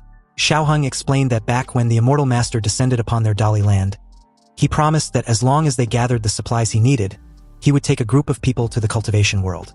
And among those supplies was star sea quicksand. Li Fan questioned why he had no impression of that. Xiaoheng replied that when it was announced to the world, the content on the list had already been reduced by a few items, and as reserved quotas, they were distributed to the major noble families of Dali. And what his Prince of Jinnan's manor was assigned to collect was this star sea quicksand. Upon hearing this, Li Fan told him to state his conditions.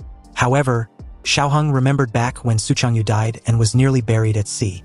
Li Fan was the one who paid for his burial site, which apparently counts as a favor to him.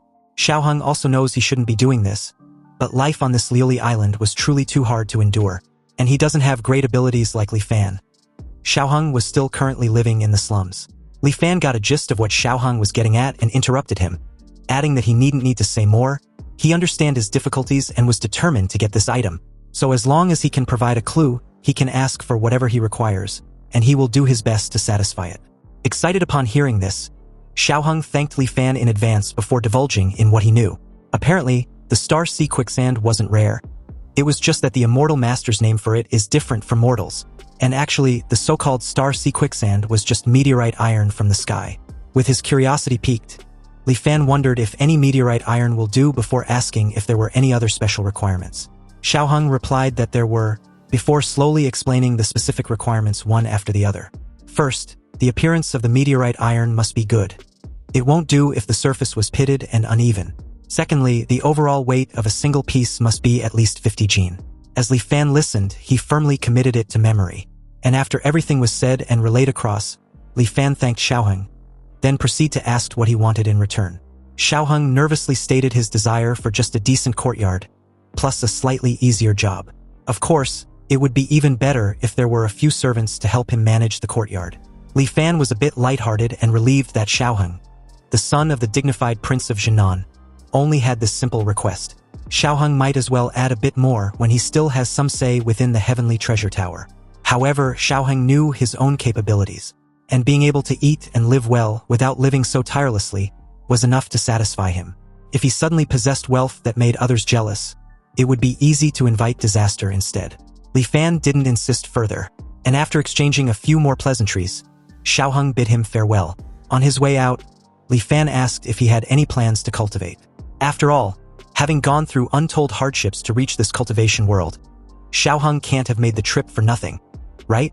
But Xiaoheng expressed his lack of interest in immortal cultivation at present, and even added that just reading that profound yellow heart-cleansing incantation made him drowsy immediately. After seeing Xiaoheng off, Li Fan went straight to the heavenly treasure tower. And upon hearing that the star sea quicksand was meteorite iron, Inyushin was a bit skeptical. After all, Xiaoheng could be lying, so they still needed to verify this intel. Li Fan then questioned Inyushin about the Chamber of Commerce, reminding her about the merchant walker of the Manhwa Chamber of Commerce coming to Liuli Island soon. When the time comes, they might as well probe him for the truth. Inyushin was on board with this idea. However, if they can save a sum of money, that would be best. But no matter what, they still need to secretly purchase meteorite iron that meets the requirements. And right now, not many people know about this, but that might not be the case before long.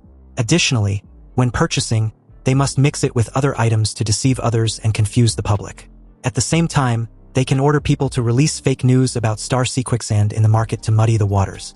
Inyushin was delighted and impressed with Li Fan's way of thinking, cementing her initial thoughts of him not being a simple mortal. Before, she only knew Li Fan had the spirit-channeling treasure physique, but didn't expect him to also have a foolproof strategy for everything. Inyushin was now very curious as to what Li Fan did before coming to Liuli Island.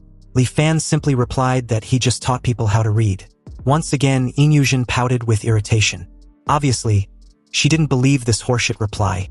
Anyway, Li Fan took his leave, and on his way, he mentions leaving everything in Inyushin's hands since he still needed to cultivate.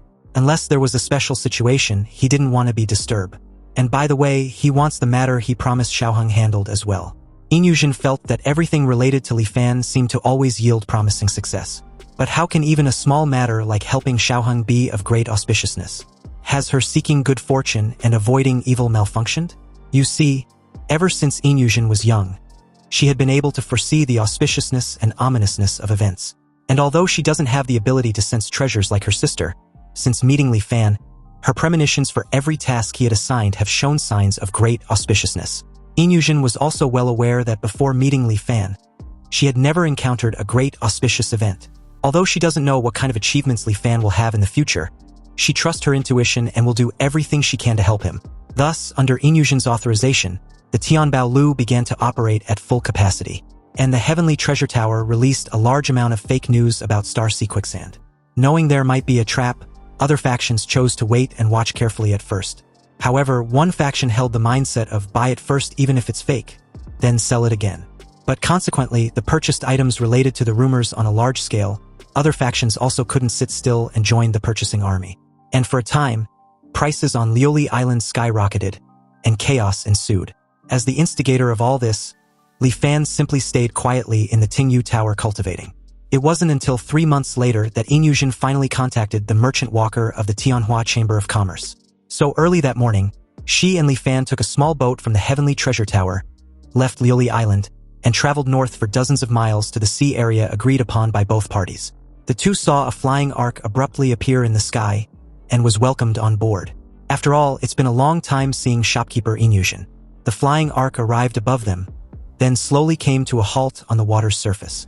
Inyushin internally gave a teasing laugh, presuming Li Fan must be shocked seeing a flying ark for the first time.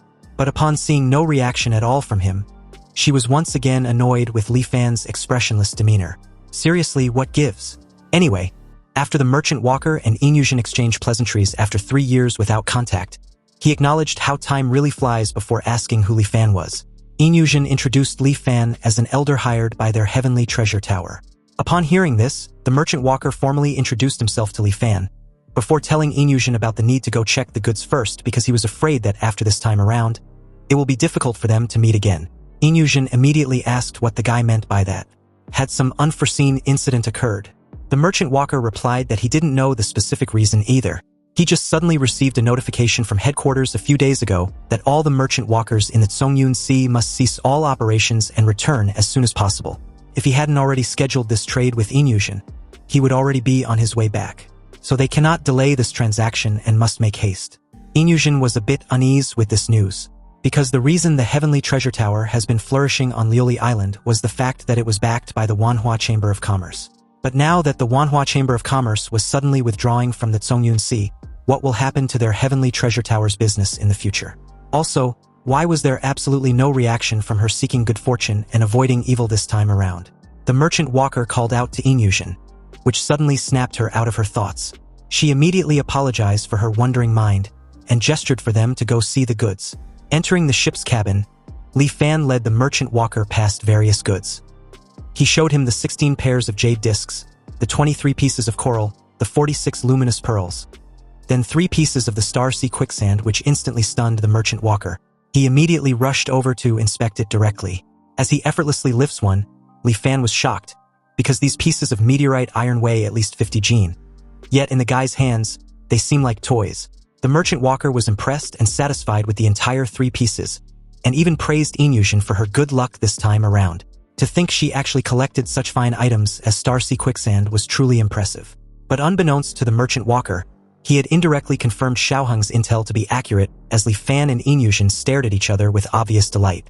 Anyway, very satisfied with the goods provided by the Heavenly Treasure Tower this time around, and because the two sides would not be able to meet again for a long time, the merchant walker specially invited the two to be guests on the Manhwa Chamber of Commerce's flying ark. After Li Fan and Inyushin had eaten and drunk their fill, the merchant walker led them to the warehouse of the flying ark, leading them to all things he bought while visiting various islands in the Tsungyun Sea. Some items were priceless, while he was unclear about the function of others. The guy Wu just bought them because they looked peculiar. Anyway, if the two are interested, they can pick a few items from among them. Inyushin was ecstatic upon hearing this, her eyes practically lighting up like stars. With her seeking good fortune and avoiding evil, wasn't coming there like a rat falling into a jar of rice? Li Fan watched Inyushin's gleeful expression and couldn't help sighing with amusement. To him, since all the items present were mortal treasures, they hold no interest for him. But seeing Inyushin's eager look, he supposed he would accompany her for a stroll. The merchant walker Wu informed them that they had the time of 1 stick of incense to dig in. Inyushin comments on a jade bracelet, deeming it as a beautiful piece. And Li Fan added that the material wasn't bad either. Anyway, after 300 years of cycles, Li Fan had lost interest in all mortal treasures. So as long as the item wasn't related to immortal cultivation, he didn't care about any of it. But upon picking out a blue pearl to pass the time, his eyes widen in shock as his system informs him that it had detected a chargeable item. Obviously, the blue pearl was a wondrous item of heaven and earth, the Songhai pearl of nascent level. The system then gave him the option to recharge the item or not. Li Fan was still reeling about the fact the item in his hand was actually a wondrous item of heaven and earth that was still incubating and hadn't fully formed yet. He immediately reined in his excitement, deciding to give nothing away as he placed back the pearl with little to no interest. He pretended not to care and looked at other things nearby. Until the merchant walker announced that time was up, he didn't spare another glance at that Songhai pearl. Inyushin asked him if he really wasn't going to pick a few items. After all, it was rare for the merchant walker to be so generous, and this opportunity won't come again. Wu placed a hand on Li Fan's shoulder and laughed, agreeing with Inyushin. There was no logic in entering a treasure mountain and returning empty-handed. Wouldn't that be looking down on him? Since the merchant walker was insistent, it would be impolite to refuse. Li Fan gestured to the Songhai pearl and a jade tree statue as his items of selection. Wu even praised him for having a good eye. He added that he found the ancient tree jade statue on a desolate island in the northernmost part of the Tsungyun Sea. Apparently, this jade statue was worshipped by a primitive tribe on the island for thousands of years and is quite miraculous. If a normal person keeps it at home, it has the effect of calming the mind and strengthening the body. Li Fan then asked of the Songhai pearl, and Wu simply replied that he bought it from a fisherman on Luyun Island. Li Fan stared at the pearl with evident curiosity. Anyway, at this point, both sides concluded the transaction, and the Tianhua Chamber of Commerce obtained a large batch of treasures, while Inyushin obtained a large amount of gold and silver as well as a few treasures. On the way back, although Inyushin had a full harvest, it was still hard to hide her worry. Li Fan questioned if she was worried about the Heavenly Treasure Tower's future business, and Inyushin confirmed his guess. Without the Manhwa Chamber of Commerce, they would lose a crucial sales channel. Inyushin simply didn't know why they would suddenly withdraw from the Tsungyun Sea. Li Fan assured her not to overwhelm herself with worry. When a cart reaches the mountain, there will be a way through. Anyway, arriving at Liuli Island at night, Li Fan immediately returned to the Tingyu Tower. His original intention for the trip was just to verify if the Star Sea Quicksand was indeed a meteorite iron. But he didn't expect to obtain such a treasure. Encountering the Songhai Pearl was truly a pleasant surprise.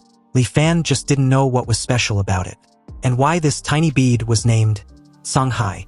He wondered if the reason could be that it truly contains an ocean inside.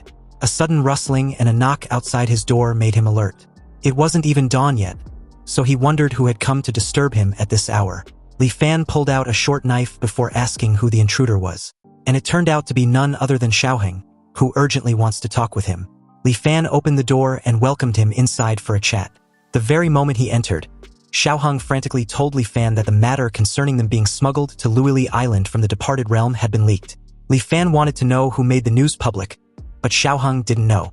And now everyone on the island knows they weren't natives of the cultivation world, but came to Luili Island by being smuggled through the Tianbao Lu. It was also said the Immortal Master was furious and plans to arrest and kill them all. Li Fan briefly mulled over what he just heard and told Xiaoheng not to worry, because it didn't seem like a serious issue. Puzzled, Xiaoheng asked why Li Fan had assumed that.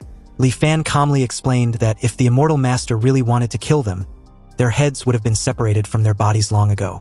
And besides, why would he let them hear the news and discuss countermeasures? The way Li Fan sees it, this matter wasn't directed at them, and the target of the person spreading the news seems to be the Heavenly Treasure Tower. So without explaining too much to Xiaoheng, Li Fan hurriedly went to the Heavenly Treasure Tower. And obviously Inyushin also received the news. Apparently, the various forces on the island already know that the fake news about the Star Sea Quicksand was the Heavenly Treasure Tower's doing. And these people weren't resigned to it, so they spread the news about the tower secretly running a business of smuggling mortals. Clearly, they just want them to hand over some Star Sea Quicksand. Fortunately enough, they took the initiative and collected an adequate amount.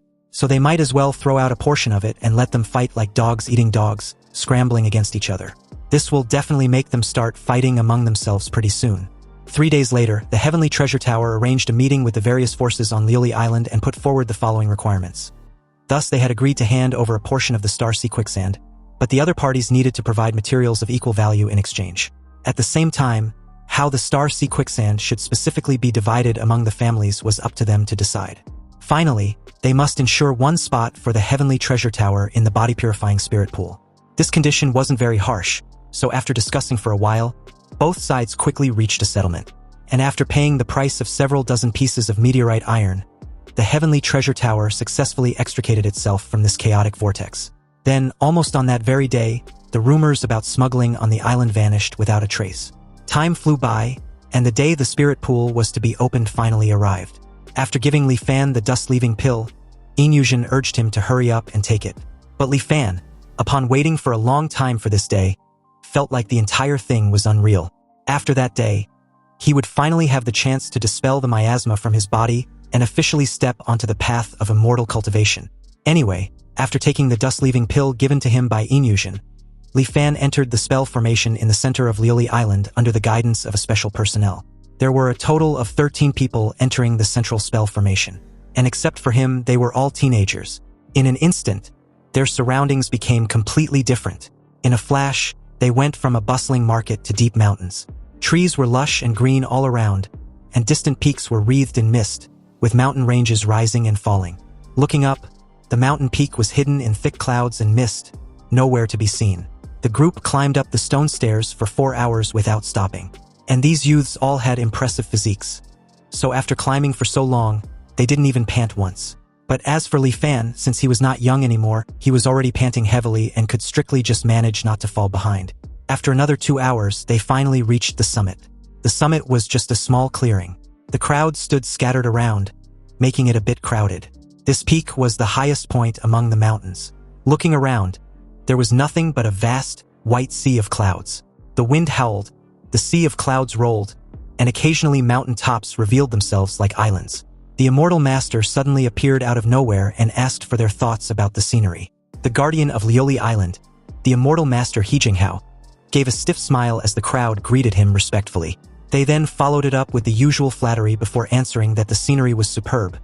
It was truly an immortal holy land, and they've never seen such a wondrous sight. It even makes their hearts surge with excitement.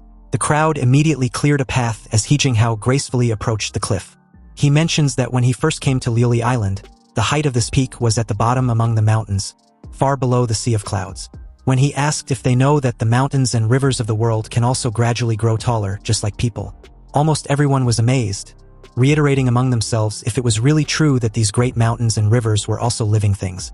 He Jinghao continued, explaining that some of these great mountain peaks seem towering, but their fate had actually ended, and they cannot advance another step in their entire lives. Some were merely small earthen mounds right now, but they have infinite potential. Who is to know if, in some years, they won't grow into pillars that support the heavens, just like this Shaowei mountain. Back then it was unremarkable, but in just a few decades it can now look down upon all the other small mountains. Of course, the majority are like the countless peaks beneath this sea of clouds, destined from beginning to end to only serve as foils, silently looking up at the peaks above the clouds. So if mountains were like this, then what of people? Anyway, as of today, they were fortunate to step into the spirit pool and wash away the miasma from their bodies. But whether they can step onto the immortal path, or even have hope for the great Tao of longevity, and what achievements they would have in the future, all depends on their own fortune. No matter what happens in the future, today they must go all out. Now that he had said all he needed to say, they can all go now. This left the crowd confused, and a young guy respectfully asked where the body-purifying spirit pool was located. To everyone's surprise, the immortal master gestured ahead and replied that it was right off the cliff. The group was hesitant until another young guy questioned whether the immortal master was joking. That must surely be the case, wasn't it? He Jinghao just gave a heavy sigh, and with a simple gesture of his hand, the guy's head was detached from his body in an instant. The head flew off with blood splattering everywhere. And upon seeing this gruesome scene, the entire group, with the exception of Li Fan, immediately got scared shitless. Clearly the young guy had been used as an scapegoat for the others to fall in line and learn a very memorable lesson. They immediately got on their knees and kowtowed to the immortal master, begging for their lives to be spared. They pleaded to be forgiven for their insolence, and promised not to dare question him again. With a cold look, the immortal master He Jinghao advised them to learn from this experience, because on the path of cultivation, having good judgment was also extremely important. They needed to clearly weigh what can be said and what cannot be said, and never wait until their body had perished and their Tao had vanished to blame him for not reminding them as of today. The moment he was done, Li Fan, being the only one left standing, respectfully showed his gratitude of being taught this life-saving lesson. This surprised the immortal master, who silently watched as Li Fan, without any trace of fear or hesitation, walked past him and approached the cliff. Li Fan's steps never faltered, and right at the edge, he took that very first step into the unknown. Li Fan didn't plummet to his death as expected, but was firmly supported by the vast sea of clouds before him, which seemed to possess its own awareness, swirling and coalescing underneath his feet. He took another step forward with his other foot, and once both feet were firmly placed on the clouds, a surging white misty wind blew off underneath his feet, propelling him onward into the vast sea of clouds. The stunned crowd could only watch as He Jinghao silently acknowledged Li Fan's excellent disposition, though it was just a pity he was too old. He watched as Li Fan's departing figure suddenly rode the clouds into the distance. The immortal master then turned towards the rest, who had finally realized that he wasn't messing with them when he showed the location of the body-purifying spirit pool. He informed them that those who enter the spirit pool first get more spirit liquid, so they should all be quick about it and not linger. The entire crowd scrambled frantically and rushed towards the sea of clouds. Meanwhile, as the clouds surrounded Li Fan and rushed him into the sea of clouds, the white clouds around him constantly gathered towards him, and in an instant, they aggregated to form white spirit liquid.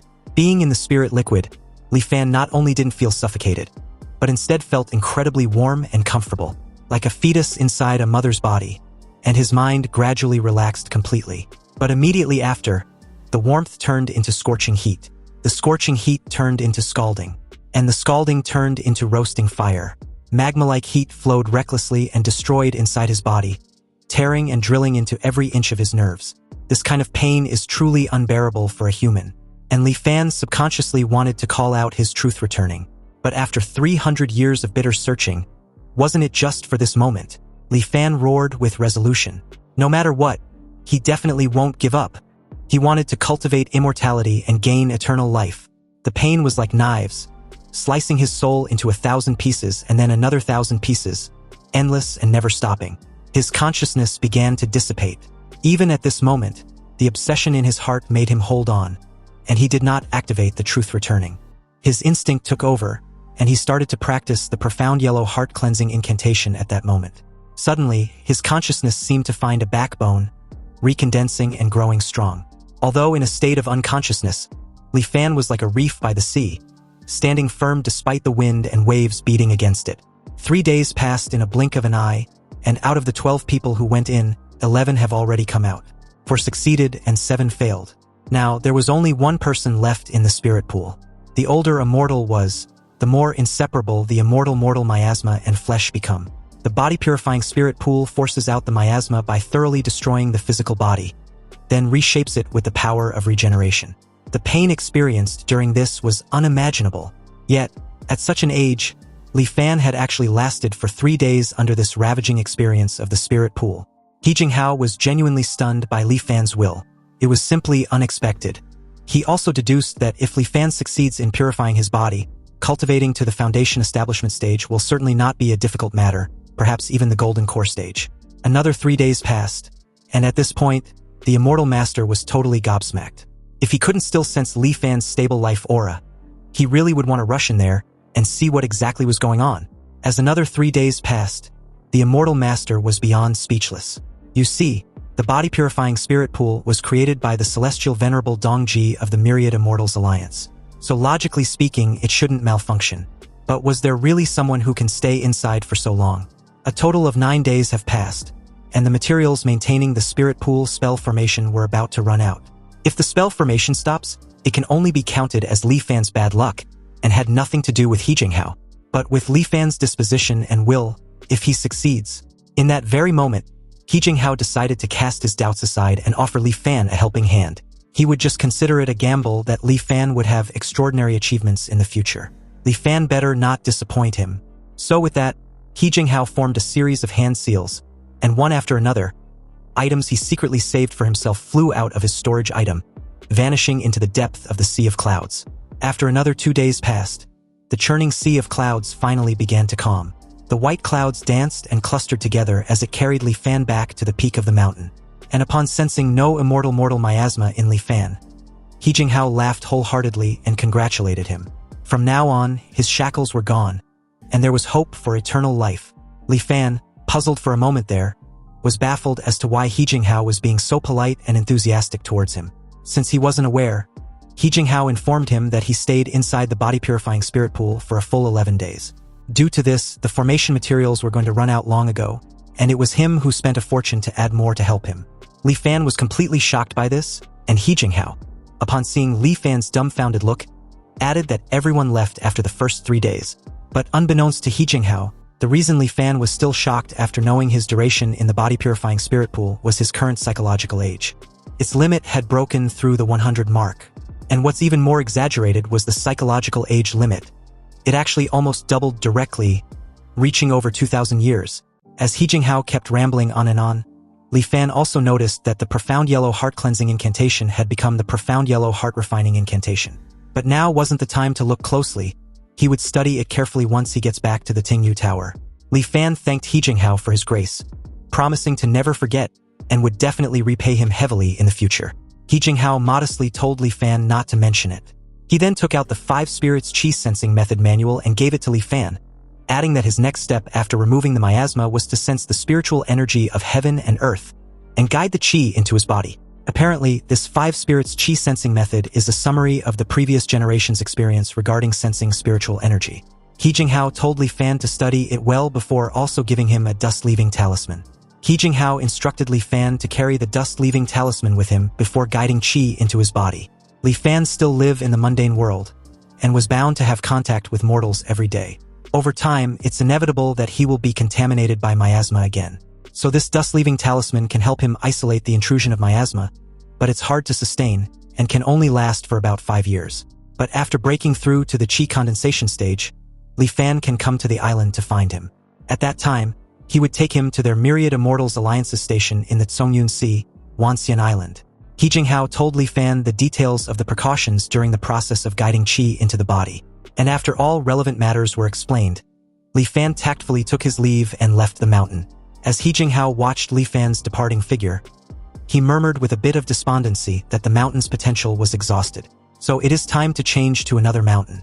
He Jinghao soared into the sea of clouds, and as he gazed down the mountain range below, he gathered the rolling mist with a casual gesture of his hand. The cultivation method He Jinghao practice is called the sitting mountain art. The biggest feature of this art is sitting on the mountain and enjoying the success it brings.